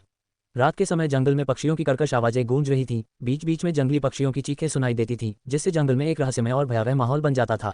इस समय उसकी आंखों की पुतलियों में हल्की बैंगनी चमक दिखाई दी। अमरता की साधना के मार्ग पर कदम रखने के बाद उसे रात्रि दृष्टि की प्राप्ति हो गई थी। वह न केवल अंधेरे में देख सकता था, बल्कि रास्ते में पत्तियों और फूलों की शाखाओं पर रेंगते हुए छोटे छोटे कीड़ों को भी पहचान सकता था, जिस अस्तित्व की खोज जियांग झाओशिया भी नहीं कर पाई थी। ली केंगक्यू को लगा कि वह एक मार्शल आर्टिस्ट नहीं हो सकता। ये या तो कोई अन्य साधक था या फिर कोई अदृश्य भूत। किसानों की संभावना कम थी। हालांकि उसने पहले ही 2 जादुई कलाकृतियां प्राप्त कर ली थीं, जो इस बात का प्रमाण थी कि इस भूमि पर कभी साधक मौजूद थे, लेकिन वे बहुत पहले ही गायब हो चुके थे। यदि कोई वास्तव में साधक बचा होता तो वह इस आध्यात्मिक खान को इतने लंबे समय तक अछूता नहीं छोड़ता और न ही क्लियर स्काई संप्रदाय को उसकी वर्तमान शक्ति तक पहुंचने देता। यदि वह भूत था, फिर भी जब जियांग झाओशिया ने उसका पीछा किया तो उसने हमला नहीं किया, तो इससे पता चलता है कि वह बहुत शक्तिशाली नहीं था, शायद किसी को नुकसान पहुंचाने में भी असमर्थ था। हालांकि पूरे 2 घंटे की खोज के बाद ली केंगक्यू हार मानने के करीब थी। फिर वह एक छोटी सी धारा के पास रुका, अपना सिर घुमाया और उसकी आंखें सिकुड़ गईं। नदी के ऊपरी हिस्से की ओर बढ़ते हुए घास के एक छोटे से टुकड़े के पास एक नग्न लड़का दुबका हुआ था। उसके बाल बिखरे हुए और कंधे तक लंबे थे और एक हाथ से वह नदी के पानी को हिला रहा था, लेकिन उससे जरा सी भी हलचल नहीं हुई। सचमुच एक भूत। आत्मा को नियंत्रित करने वाले अभिशाप पर महारत हासिल करने के बाद से ही ली केंगक्यू आत्माओं को देख सकता था। जिन लोगों को उसने मारा था उनकी आत्माएं एक बार उसके सामने प्रकट हुई थीं, लेकिन वे 7 दिनों तक उनके शवों के पास मंडराती रहीं और फिर बिना किसी निशान के गायब हो गईं। ऐसा प्रतीत होता था कि उन भूतों को अपने पूर्व जीवन की कोई स्मृति नहीं थी। यहाँ तक कि जब वे अपने हत्यारे ली केंगक्यू का सामना कर रहे थे, तब भी उनके चेहरे पर कोई भाव नहीं थे और वे कभी उसके पास नहीं गए। ये नौर यांग के बीच का विभाजन महज कहावत नहीं था। जीवित लोग भूतों को नहीं देख सकते थे और सामान्य भूत जीवित लोगों को नहीं देख सकते थे। लेकिन कुछ भूत साधारण नहीं थे। उस छोटे भूत को मानो ली केंगक्यू की निगाह का आभास हो गया था। उसने अपना सिर घुमाया और पेड़ों से छनकर आती चांदनी ने उसके चेहरे को रोशन कर दिया। कितना सुंदर बच्चा है। लेकिन क्यू की पहली प्रतिक्रिया यही थी। वह युआन ली या झाओ जेन के लगभग समान उम्र का लग रहा था, नाजुक, सुंदर, लगभग उत्कृष्ट विशेषताओं वाला। उसकी बड़ी बड़ी नम आंखों और गोरी त्वचा ने हृदय में दया की भावना जगा दी। मनुष्य और भूत 3 सांसों तक एक दूसरे को घूरते रहे। अचानक उस नन्हे भूत का चेहरा भयानक रूप से विकृत हो गया, उसकी आंखें खून की तरह लाल हो गईं और पल भर में वह मासूम से डरावने रूप में बदल गया। वह ली किंग क्यू पर झपटा, उसके अंग किसी जानवर की तरह रेंग रहे थे। वह बिजली की गति से आगे बढ़ रहा था, पलक झपकते ही वह उस पर आ गिरा। लेकिन क्यू ने अपना हाथ उठाया और भूत का गला पकड़कर उसे हवा में उठा लिया। उसका रुख बिल्कुल भी विचलित नहीं हुआ। भूत को देखते ही लेकिन क्यू ने चुपचाप आत्मा को रोकने वाले अभिशाप को सक्रिय कर दिया, अन्यथा वह किसी आत्मा को छू भी नहीं पाता। उनके दाहिने हाथ में जीवनदायी ऊर्जा का प्रवाह हो रहा था, जो चांदी नीले प्रकाश से जगमगा रहा था। नन्हा भूत जरा भी भयभीत नहीं हुआ, वह भी उग्र था, अपने नुकीले पंजों से बेतहाशा खरोंच रहा था, लेकिन वह ली किंग क्यू को छू भी नहीं सका। यहाँ तक कि जब उसके पंजे ली किंग क्यू की बाँह से गुजरे, तब भी वे बिना किसी नुकसान के बस फिसल गए। ली क्विंग क्यू ने जब करना शुरू कर दिया। ऐसी उग्र आत्मा के लिए उसके पास पारलौकिक अनुभव प्राप्त करने का कोई साधन नहीं था, केवल उसे एक प्रेत सेवक में वश में करने का ही साधन था। मंत्रोच्चार जारी रहने के दौरान भूत ने एक तीखी चीख निकाली, जिससे वह भौहें चढ़ा बैठा। लेकिन क्यू का भूत को वश में करने का यह पहला अनुभव था। अनुभव की कमी के कारण वह केवल विधिपूर्वक ही मंत्रों और उच्चारणों का पालन कर सका। इस प्रक्रिया के दौरान लेकिन क्यू की आत्मा भूत की आत्मा से जुड़ गई, जिससे उसे उसकी यादों की झलक देखने को मिली। कुछ ही देर में उनकी भौहें तन गईं। इसमें कोई आश्चर्य नहीं कि यह आत्मा इतनी हिंसक थी, मृत्यु से पहले इसे अमानवीय यातनाएं सहनी पड़ी थीं। लेकिन उसने अभिशाप को नहीं रोका। जीवित प्राणियों के लिए आत्मा को बांधने वाला अभिशाप क्रूर था, लेकिन इस तरह के एक जंगली भूत के लिए शायद यह मुक्ति थी। इस तरह के भूत को स्वतंत्र रूप से भटकने देना एक दिन क्लियर स्काई संप्रदाय पर विपत्ति ला सकता है। भूत की यादों से पता चलता है कि उसे बचपन से ही एक विशाल गड्ढे में कैद रखा गया था। वह गड्ढा अनगिनत काल कोठरियों से जुड़ा हुआ था, जो अन्य अनाथों से भरी हुई थीं। हर दिन उन्हें औषधीय तरल से भरे उबलते हुए कुंडों में डुबो दिया जाता था, और वे पीड़ा से चीखते थे क्योंकि नकाबपोश वार्डन राक्षसी मुखौटे पहने हुए उन्हें निर्दयता से वापस अंदर धकेल देते थे। उन्हें नियमित रूप से पीटा भी जाता था, और यह सब उनके शरीर को मजबूत बनाने के बहाने किया जाता था। यह सिलसिला 3 से 4 साल तक चला। एक दिन किसी ने तहखाने में घुसकर अनाथों को बचा लिया। उस व्यक्ति ने प्रत्येक बच्चे की दाहिनी बांह पकड़ी और एक एक करके उनकी जांच की, जब तक कि उसे ये लड़का नहीं मिल गया। बेटा, पिताजी आ गए हैं। भूत की स्मृति में गूंजती वह रुंधी हुई, कांपती हुई आवाज लेकिन क्यू पर बिजली की तरह गिरी। वह आवाज परिचित भी थी और दूर की भी। लड़के के पिता उसे गोद में उठाकर संघर्ष करते हुए बाहर निकले। सभी अनाथों को बचाने में असमर्थ होने के कारण उसने बाकी को जंगल में ही छोड़ दिया और भागते समय केवल अपने बेटे को साथ ले गया। उन नकाबपोश लोगों ने पूरे 1 महीने तक उनका पीछा किया, जिसके दौरान पिता और पुत्र दोनों बार बार घायल हुए। जब वे अंततः प्राचीन विशाल पर्वत श्रृंखला पर पहुंचे तो लड़का अब और पकड़ नहीं बना सका। चुवानर, थोड़ी देर और रुक जाओ। जैसे ही हम संप्रदाय पहुंचेंगे, पिताजी तुम्हारे गुरु द्वारा छोड़ी गई गुप्त औषधि से तुम्हारा इलाज करेंगे। जब तुम अपने बड़े भाई से मिलोगे तो तुम्हें खुशी होगी। वह भी तुम्हें पसंद करेगा और तुम्हारा अच्छे से ख्याल रखेगा। चुवानर, तुम्हें क्या खाना पसंद है? तुम्हारे बड़े भाई को भुने हुए अंडे बहुत पसंद हैं, क्या तुम भी थोड़ा चखना चाहोगी? चुवान 1। अंततः एक बरसात की रात में लिन चुवान नाम का लड़का अपने पिता की बाहों में दम तोड़ गया। उसका दिल नफरत से भरा हुआ था। वह दुनिया से नफरत करता था। उसे यातना देने वालों से उसे नफरत थी। उसे अपने पिता से नफरत थी क्योंकि वे बहुत देर से आते थे। वह अपने पिता द्वारा बताए गए बड़े भाई से भी नफरत करता था। उसका मानना था कि उस भाई ने उसका जीवन छीन लिया था। लेकिन क्यू ने अपनी पकड़ में मौजूद भूत को देखा। उसकी आंखें भावनाओं से भरी हुई थीं। उस लड़के के पिता कोई और नहीं बल्कि उसके अपने गुरु लिन शुनफेंग थे। इसमें कोई आश्चर्य नहीं कि वह आत्मा यहाँ ठहर गई। लिन शुनफेंग ने अपने बेटे को इसी स्थान पर दफनाया था और उसे कभी क्लियर स्काई संप्रदाय में वापस नहीं लाया था। अचानक लेकिन क्यू को समझ में आया कि उसके गुरु अक्सर पहाड़ से नीचे क्यों उतरते थे। यह महज वीरतापूर्ण कार्य करना नहीं था, यह अपने खोए हुए बेटे की तलाश करना था। शायद हर बार जब वह अपने शिष्यों को पहाड़ पर ले जाता था तो उसे उस बच्चे की याद आती थी जिसे वह कभी बचा नहीं सका। उन्होंने लिन चुवान को प्रताड़ित करने वाले गुट को भी पहचान लिया। शैतानी पंथ, राक्षसी पंथ के सातों दानवों के साथ साथ राक्षसी पंथ के रक्षक जू पोलू ने भी एक जैसे मुखौटे पहन रखे थे। सम्राट के लालच ने राज्य के बच्चों पर दुख का पहाड़ खड़ा कर दिया था। लेकिन क्यू खुद उस लहर की चपेट में आ गए थे और लिन चुवान को इसकी सबसे क्रूर कीमत चुकानी पड़ी थी। निस्संदेह देश भर में अनगिनत अन्य बच्चे भी इसी तरह की पीड़ा झेल रहे थे। क्या उनके गुरु ने इस संसार से निराश होकर अमरता की खोज की थी? लेकिन क्यू को एहसास हुआ कि वह अपने गुरु को कभी पूरी तरह से समझ ही नहीं पाया था। लिन शुनफेंग ऊपरी तौर पर भले ही बेफिक्र नजर आता हो, लेकिन उसके ऊपर जो बोझ था और जो दर्द उसने सहा, उसे केवल वही जान सकता था। ऐसा सोचते हुए लेकिन क्यू को लगा कि उसे भी कुछ जिम्मेदारी उठानी चाहिए, अपने लिए नहीं बल्कि अपने गुरु की जीवन रक्षक कृपा और पालन पोषणकारी दयालुता का प्रतिफल देने के लिए। अल्पविराम। आध्यात्मिक खदान के प्रेतवाधित होने की समस्या का समाधान करने के बाद लेकिन क्यू क्लियर स्काई माउंटेन लौट आया। रास्ते में वह आसपास के नज़ारों की ओर इशारा करते हुए धीरे धीरे खुद से बातें करता रहा। कुछ शिष्यों ने इसे देखकर इसे अजीब पाया, लेकिन किसी ने भी सवाल करने की हिम्मत नहीं की। उन्हें इस बात का पता नहीं था कि उसके कंधे पर एक छोटा सा भूत बैठा था, लिन चुवान। लेकिन क्यू का भूतिया सेवक बनने के बाद लिन चुवान की हत्यारी आभा क्षीण हो गई थी और उसकी चेतना धीरे धीरे वापस आ गई थी। वह लेकिन क्यू को अपना गुरु मानकर उनका आदर करते थे। हालांकि वह गुलामी में जकड़ा हुआ था, लेकिन कम से कम अब वह एक हिंसक प्रेत तो नहीं था। लेकिन क्यू ने अपनी पहचान नहीं छिपाई। लिन शुनफेंग के साथ अपने संबंध के कारण वह जल्दी ही लिन चुवान के साथ घनिष्ठ मित्र बन गया। अब से तुम पहाड़ पर अपनी इच्छानुसार घूम सकते हो, बस जीवित प्राणियों के पास मत जाना। जो भी इच्छा हो मुझे बता देना, लेकिन क्यू ने मुस्कुराते हुए कहा। वह लिन चुवान को नौकर की तरह नहीं बल्कि वास्तव में एक छोटे भाई की तरह मानता था। लिंचुवान उत्सुकता से चारों ओर देख रहा था, उसकी बड़ी बड़ी आंखें लगातार झपक रही थीं, वह हर चीज से मोहित था। अचानक उसने मार्शल प्लेटफॉर्म पर मौजूद आकृतियों की ओर इशारा करते हुए दबी आवाज में पूछा, वरिष्ठ भाई वे क्या कर रहे हैं? लेकिन क्यू ने जवाब दिया, वे अभ्यास कर रहे हैं, अपने कौशल का परीक्षण कर रहे हैं, गंभीरता से लड़ नहीं रहे हैं। अभ्यास के माध्यम से वे अपनी कमियों का पता लगा रहे हैं। बड़े भाई, मैं खेलना नहीं चाहता, मैं भी मार्शल आर्ट सीखना चाहता हूँ, लिंचुवान ने शर्माते हुए कहा, हालांकि उसके लहजे में दृढ़ संकल्प झलक रहा था। ठीक है बड़े भाई, तुम्हें सिखा देंगे, लेकिन क्यू ने हंसते हुए कहा। उन्होंने लिंचुवान को साधना में मार्गदर्शन देने की योजना पहले ही बना ली थी। अगर एक दिन वह प्रेतमय अमर बन सके तो क्या यह आगे बढ़ने का एक और रास्ता नहीं होगा? ये सुनकर लिंचुवान के चेहरे पर एक उज्ज्वल और चमकदार मुस्कान आ गई। जैसे ही वे पर्वत द्वार के पास पहुंचे, लेकिन क्यू की आंखों के सामने एक पंक्ति दिखाई दी।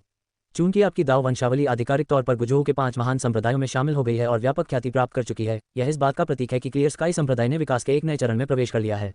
आपको विरासत पुरस्कार प्राप्त हुआ है। लिक्विन क्यू ने भौहें चढ़ा लीं। 5 महान संप्रदाय, वे कौन कौन से 2 लोग गिरे थे? ऐसा प्रतीत होता है कि वाइट एम्परर मैनर की यात्रा के दौरान कुछ न कुछ जरूर हुआ होगा। उसने इस बारे में ज्यादा न सोचने का फैसला किया, उसे पता चल जाएगा कि जूनिंग और यांग जुएडिंग कब लौटेंगे।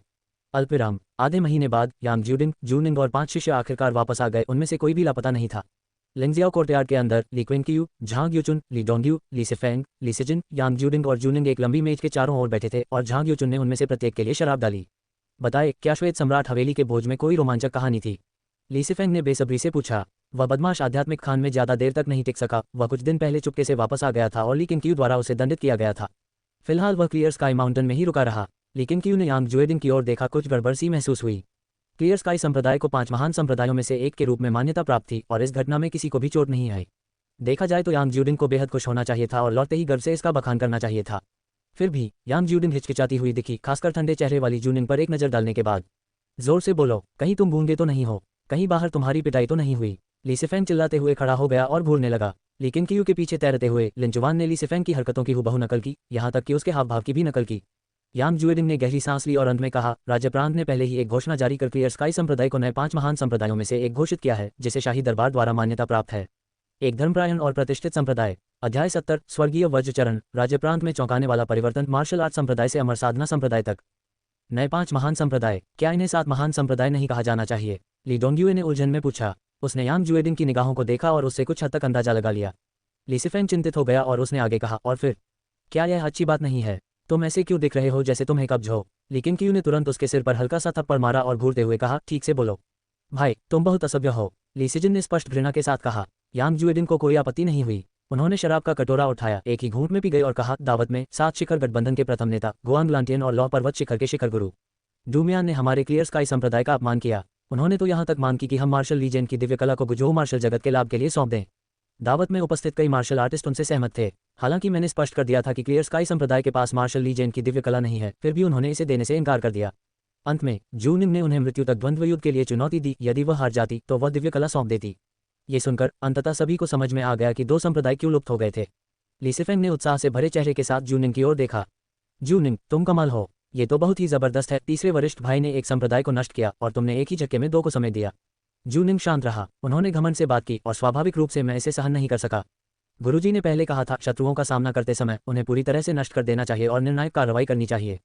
मैंने केवल 2 संप्रदाय प्रमुखों को मारा। उनके संप्रदायों के बाद में नष्ट होने का मुख्य कारण राक्षसी पंथ था। वह शैतानी पंथ? फिर से वही लोग? ली सिजिन ने आश्चर्य से पूछा।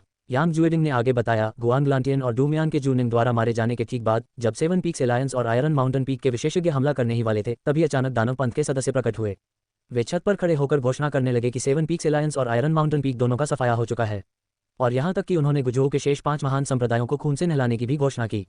श्वेत सम्राट हवेली ने तुरंत उन दानव पंथ के सदस्यों को पकड़ने का आदेश दिया, लेकिन उनकी फुर्तीली क्षमता इतनी जबरदस्त थी कि वे भाग निकले। अगले दिनों में राज्य के मुख्यालय को तत्काल सूचना मिली कि 7 पीक्स एलायंस और आयरन माउंटेन पीक दोनों में नरसंहार हुआ है। उनके सभी शिष्यों का वध कर दिया गया है। तब से राज्य के मुख्यालय ने आधिकारिक तौर पर केवल 5 महान संप्रदायों को ही मान्यता दी। इतना ही नहीं, यांग जुएडिंग ने आगे कहा, राज्य सरकार ने एक आधिकारिक फरमान जारी कर राक्षसी पंथ को एक बड़ा खतरा घोषित किया है। 5 महान संप्रदायों को अन्य मार्शल संप्रदायों के साथ मिलकर इस पंथ के उत्पात का मुकाबला करना होगा। ये सुनकर सभी लोग राक्षसी पंथ के बारे में चर्चा करने लगे। वहां मौजूद सभी लोग क्लियर स्काई सेक्ट के उच्च पदस्थ सदस्य थे और वे पहले से ही पंथ की प्रकृति को समझते थे। राक्षसी पंथ के 7 राक्षस पहले भी आ चुके थे, जिसका मतलब था कि वे पहले से ही कट्टर दुश्मन थे। दुर्भाग्यवश न तो यांग ज्यूडिंग और न ही जूनिंग को इस बात का अंदाजा था कि दानवी पंथ कितना शक्तिशाली हो चुका है। लेकिन उन सदस्यों के शब्दों से ऐसा प्रतीत होता था कि पंथ मार्शल वर्ल्ड को उलट पुलट करने के लिए पूरी तरह आश्वस्त है। लेकिन क्यू ने अचानक पूछा, परम संत संप्रदाय के बारे में क्या? ये 5 महान संप्रदायों में से एक क्यों नहीं है? यानबुजिन की युद्धकला की क्षमता जबरदस्त थी और लिचुआन के तांग परिवार का समर्थन प्राप्त होने के कारण एब्सोल्यूट से इंसेक्ट आसानी से योग्यता प्राप्त कर सकता था। यांग जुएडिंग ने ली किंगकियू की ओर देखते हुए उत्तर दिया, एब्सोल्यूट से इंसेक्ट उत्तर की ओर बढ़ गया है। उनकी गति बहुत तीव्र है। उनके सेक्ट मास्टर यानबुजिन ने डोंगडुइंग प्रांत के विशेषज्ञों को पछाड़ते हुए अपार प्रसिद्धि प्राप्त की है। व्हाइट एम्परर मैनर में आयोजित भोज में कई लोगों ने उनका जिक्र किया। ली किंगकियू ने हल्के से सिर हिलाया। यानबुजिन सम्राट और दानवी पंथ दोनों का विरोध करने वाले प्रमुख संप्रदाय गुरुओं में से एक थे। उनका उदय क्लियर स्काई संप्रदाय के लिए लाभकारी होगा। झांग यूचुन ने ली किंगकियू की ओर देखते हुए पूछा, वरिष्ठ भाई, राज्य प्रशासन ने 5 महान संप्रदायों से राक्षसी पंथ का पता लगाने के लिए शिष्य भेजने का आह्वान किया है। क्या हमें भी जवाब देना चाहिए? ली किंगकियू ने उत्तर दिया, इसकी कोई आवश्यकता नहीं है। यदि क्लियर स्काई संप्रदाय प्राचीन विशाल पर्वत श्रृंखला के आसपास के नागरिकों की रक्षा कर सके तो ये पर्याप्त होगा। पिछले कुछ दिनों से लोग हमारी सहायता मांगने के लिए पर्वत पर आने लगे हैं। ऐसी घटनाएं और बढ़ेंगी। अन्य 4 महान संप्रदायों की तुलना में हमारे पास अभी भी शिष्यों की कमी है। हमारे पास पर्याप्त जनशक्ति नहीं है। झांग यूचुन ने सिर हिलाया। उनके मन में भी यही विचार था, हालांकि अंतिम निर्णय ली किंगकियू को ही लेना था। सभी को नमस्कार। मार्शल आर्ट की दुनिया में राक्षसी पंथ का पुनः प्रकट होना कोई मामूली बात नहीं है। चाहे वे पूरे जियानगहू को धमकी दे सकें या नहीं, वे पहले से ही हमारे क्लियर स्काई संप्रदाय के लिए खतरा हैं। हम लापरवाही नहीं बरत सकते। पंथ किसी भी समय हमला कर सकता है। जैसे ही ली किंगकियू की नज़र उन पर पड़ी, सबने सिर हिलाया। किसी ने भी डर नहीं दिखाया, सिर्फ एक तात्कालिकता का भाव था। क्लियर स्काई संप्रदाय को विकसित होने के लिए समय की आवश्यकता थी। आधे घंटे की चर्चा के बाद सभी लोग तितर बितर हो गए। ली किंगकियू जूनिंग को अपने साथ पहाड़ के पीछे जंगल की ओर ले गया। हालांकि यांग ज्यूडिंग ने व्हाइट एम्परर मैनर में हुई घटना का पूरा ब्यौरा दे दिया था, फिर भी एक स्वामी होने के नाते ली किंगकियू को जूनिंग से निजी तौर पर बात करने की आवश्यकता थी। वह जानता था कि वह उसकी प्रशंसा के लिए तरसती थी, खासकर झाओ जेन के उसके शिष्य बनने के बाद इस लड़की को एक तरह का संकट महसूस होने लगा था। ली किंगकियू को जूनिंग पर सचमुच गर्व था। उसने न केवल क्लियर स्काई संप्रदाय को गौरव दिलाया था, बल्कि उसके लिए एक और विरासत पुरस्कार भी अर्जित किया था। उसने पहले ही विरासत में मिले इनाम को सक्रिय कर लिया था। उसे स्वर्गीय वज्रचरण नामक एक वज्रप्रवण मंत्र प्राप्त हुआ था, जो जूनिंग के लिए बिल्कुल उपयुक्त था। उसने इस कला को उसे सिखाने का फैसला किया। हालांकि जूनिंग तलवार का इस्तेमाल करती थी, लेकिन उसने शुद्ध तलवार साधना के मार्ग का अनुसरण नहीं किया। क्लियर स्काई सेक्ट के पास मंत्रों की संख्या बहुत कम थी, इसलिए उसकी जन्मजात प्रतिभा अभी तक पूरी तरह से साकार नहीं हो पाई थी। अकेले होने पर जूनिंग का व्यवहार जीवंत हो उठा। उसके चेहरे पर भाव उमड़ आए, क्योंकि उसने उत्सुकता से अपनी यात्रा और लड़ाइयों के दौरान अपने विचारों का वर्णन किया। ली किंगकियू ने धैर्यपूर्वक सुना। यद्यपि अब उनके 4 शिष्य थे, फिर भी उनका सबसे प्रिय शिष्य उनका पहला शिष्य जूनिंग ही था। भविष्य में कितने ही प्रतिभाशाली लोग उभरे, उन्हें उम्मीद थी कि जूनिंग हमेशा संप्रदाय के शीर्ष पदों में शुमार रहेंगे। अल्पविराम। क्लियर स्काई सेक्ट के गुजोह के 5 महान संप्रदायों में से एक बन जाने की खबर पूरे क्षेत्र में तेजी से फैल गई। झांग यूचुन ने सभी शिष्यों के लिए सार्वजनिक नोटिस जारी किए, हालांकि अधिकांश शिष्यों ने इस बारे में ज्यादा गंभीरता से नहीं सोचा। महज आधे महीने बाद जब धनी परिवार, व्यापारी, छोटे संप्रदाय और यहाँ तक कि अधिकारी भी आने लगे, तब जाकर शिष्यों को अंततः 5 महान संप्रदायों में से एक होने के प्रभाव का एहसास हुआ। ग्रीष्म ऋतु समाप्त होकर शरद ऋतु आ गई। कड़ी चयन प्रक्रिया के बाद भी क्लियर स्काई संप्रदाय के शिष्यों की संख्या 300 से अधिक हो गई। एक दिन लिंगशियाओ आंगन के भीतर झांग यूचुन ने ली किंगकियू से एक अनुशासनात्मक प्राधिकरण स्थापित करने के लिए संपर्क किया। कुछ देर सोचने के बाद ली किंगकियू ने कहा, फिलहाल इसे प्रवर्तन हॉल कहेंगे। जूनिंग हॉल मास्टर के रूप में कार्य करेंगे। 20 शिष्यों की भर्ती करो, जिनमें चाय युनशांग भी शामिल हो। नाम सरल था। आखिरकार संप्रदाय की दंड संहिता अभी पूरी तरह से तैयार नहीं हुई थी। चाय युनशांग अक्सर मार्शल प्लेटफॉर्म पर अभ्यास करती थीं और शिष्यों को उनके कौशल में मार्गदर्शन देती थीं। संप्रदाय में उनकी पहले से ही कुछ ख्याति थी और झांग यूचुन उन्हें जानती थीं। झांग यूचुन ने सिर हिलाया। एक बार प्रवर्तन हॉल स्थापित हो जाने के बाद अन्य प्रशासनिक विभागों को भी इसका अनुसरण करना होगा। मेरा अधिकार बहुत बढ़ रहा है, क्या हमें इसे नियंत्रण में रखने के लिए एक और हॉल नहीं बनाना चाहिए? वरिष्ठ भाई, मैं मजाक नहीं कर रहा हूँ, उन्होंने गंभीरता से कहा। आखिरकार मेरे अपने शिष्य और अपने संपर्क हैं। मेरी शक्ति पर कोई नियंत्रण न होने पर एक दिन मैं लाभ के लालच में बहक सकता हूँ और निष्पक्ष रूप से कार्य करने में असमर्थ हो सकता हूँ। नियम ही व्यवस्था की नींव है। लेकिन किंगकियू ने इस पर पहले ही विचार कर लिया था। तो हम एक स्वतंत्र आत्मा हॉल भी बनाएंगे। इसमें शिष्यों की सूची, विभागीय तबादले और योगदान एवं श्रम का रिकॉर्ड रखा जाएगा। आप हॉल प्रमुख के रूप में कार्य करेंगे। कनिष्ठ बहन ली डोंग्युए और यांग जुएडिंग स्वतंत्र आत्मा हॉल की वरिष्ठ सदस्य होंगी। हॉल में 15 शिष्य भर्ती किए जा सकते हैं। आप तीनों 5-5 शिष्य चुन सकते हैं। अच्छा। झांग यूचुन ने तुरंत सहमति दे दी, यहाँ तक कि उसे राहत भी महसूस हुई। क्लियर स्काई सेक्ट के गुजोह के 5 महान संप्रदायों में से एक बन जाने के बाद कई लोग उनसे संपर्क करने लगे थे, अपने परिवार के सदस्यों को संप्रदाय में शामिल करने, उच्च पद प्राप्त करने या भारी रिश्वत देकर मार्शल तकनीक खरीदने की कोशिश में। उनका संकल्प लगभग डगमगा गया था। अब सत्ता के बंटवारे के साथ आखिरकार उनके पास इनकार करने का एक बहाना मिल गया था। इसके बाद दोनों ने दोनों मठों के शिष्यों के लिए छात्रवृत्ति पर चर्चा की। चूंकि इन कर्तव्यों में उनका समय व्यतीत होता था, इसलिए वे मार्शल आर्ट का उतना अभ्यास नहीं कर पाते थे। मनोबल बनाए रखने और लालच को रोकने के लिए वेतन आवश्यक था। उन्होंने एनफोर्समेंट हॉल के शिष्यों के लिए 10 माला सिक्कों का और फ्री स्पिरिट हॉल के शिष्यों के लिए 8 माला सिक्कों का मासिक वजीफा तय किया। इतना वेतन तो कई निचले स्तर के अधिकारियों के वेतन से भी अधिक था। आखिरकार अधिकांश शिष्यों के परिवार उन पर निर्भर थे। उस दिन से क्लियर स्काई संप्रदाय ने अपने पदानुक्रम और कर्तव्यों को परिष्कृत करना शुरू कर दिया और सभी स्तरों पर व्यवस्था स्थापित की। फ्री स्पिरिट हॉल और एनफोर्समेंट हॉल के गठन ने शिष्यों के बीच उत्साह पैदा कर दिया और सभी ने इन पदों के लिए प्रतिस्पर्धा करने की कोशिश की। पहाड़ पर रहने वाले मेहमान भी झांग यूचुन, ली डोंगयुए और यांग जुएडिंग से मिलने के लिए जल्दी से पहुंचे, इस उम्मीद में कि इस अवसर का उपयोग वे उनका पक्ष जीतने के लिए कर सकेंगे। लेकिन क्यू ने इन मामलों पर कोई ध्यान नहीं दिया और इन्हें अपने कनिष्ठों पर छोड़ दिया, जबकि वह झाओ जैन और युआनली के साथ दैनिक साधना जारी रखता रहा। ग्रेट सन प्योयांग आर्ट में झाओ जैन की प्रगति तीव्र थी, जिससे प्रेरित होकर ली किंग क्यू ने उन्हें आदिम एकता शास्त्र का मूलभूत हृदय सूत्र शीघ्र ही सौंप दिया, ये देखने के लिए कि क्या वह इसके माध्यम से पूर्व कला को परिष्कृत कर सकते हैं। युआनली की बात करें तो ली किंग क्यू के साथ अक्सर भूमिगत आध्यात्मिक झील पर जाने के बावजूद वह अभी तक पोषणकारी जीवन ऊर्जा क्षेत्र की पहली परत में प्रवेश नहीं कर पाया था। उसका भाई युआनची बिना किसी विशेषाधिकार के पहले ही उस स्तर तक पहुंच चुका था, जिससे युआनली काफी निराश था। सौभाग्यवश ली किंग क्यू के निरंतर प्रोत्साहन ने उन्हें हार मानने से रोक दिया।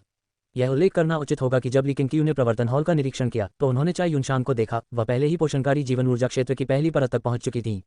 उसे आदिम एकता शास्त्र के हृदय सूत्र की पहली परत सिखाने के बाद से केवल 5 दिन ही बीते थे। ऐसी साधना की गति वास्तव में असाधारण थी। चाई युनशान ने उसे देखकर सार्वजनिक रूप से धन्यवाद नहीं दिया, बल्कि अन्य शिष्यों की तरह ही व्यवहार किया। जाने से पहले ली किंग क्यू ने चुपके से जूनिन को निर्देश दिया कि वह चाई युनशान को आदिम एकता शास्त्र के हृदय सूत्र की दूसरी परत सिखाए। बाद में ली किंग क्यू फ्री स्पिरिट हॉल के अटारी में गए, जहां उन्होंने संप्रदाय प्रमुख के रूप में अपने 15 शिष्यों का प्रोत्साहन किया। उनके जाने के बाद झांग यूचुन ने उन्हें अपने कमरे में आमंत्रित किया। उन्होंने लकड़ी की अलमारी से एक सूची निकाली और कहा, यह उन शिष्यों की सूची है जो पोषणकारी जीवन शक्ति के क्षेत्र तक पहुंच चुके हैं। कुल 46 हैं, इनमें से केवल 2 ही द्वितीय स्तर तक पहुंचे हैं। ली किंग क्यू बैठ गए और हल्की मुस्कान के साथ शिष्यों की सूची पलटने लगे। दूसरे स्तर तक पहुंचना आसान नहीं है। 46 शिष्यों का पहले स्तर में प्रवेश करना ही बड़ी प्रगति दर्शाता है। इसका मतलब है कि उन्होंने लगन से प्रशिक्षण लिया है। झांग यूचुन मुस्कुराई। हाँ, मैं संतुष्ट हूं, लेकिन लोग हमेशा और अधिक की चाह रखते हैं। पोषणकारी जीवन शक्ति के क्षेत्र की पहली परत में कदम रखने से व्यक्ति द्वितीय श्रेणी के मार्शल विशेषज्ञों के बराबर प्रतिस्पर्धा कर सकता था और उस परत के शिखर पर पहुंचने वाले लोग प्रथम श्रेणी के उस्तादों से मुकाबला कर सकते थे। अधिकांश संप्रदायों में एक साधारण विशेषज्ञ ही पहले से ही उस संप्रदाय की रीढ़ की हड्डी होता था, कभी कभी तो वह संप्रदाय का स्तंभ भी होता था। अब से केवल वे शिष्य ही सच्चे शिष्य बन सकते हैं जो पोषणकारी जीवन ऊर्जा क्षेत्र की दूसरी परत तक पहुंचते हैं। लेकिन क्यू ने सूची पूरी करने के बाद गंभीरता से कहा। झांग यूचुन की आंखें चमक उठीं और उसने तुरंत सहमति दे दी।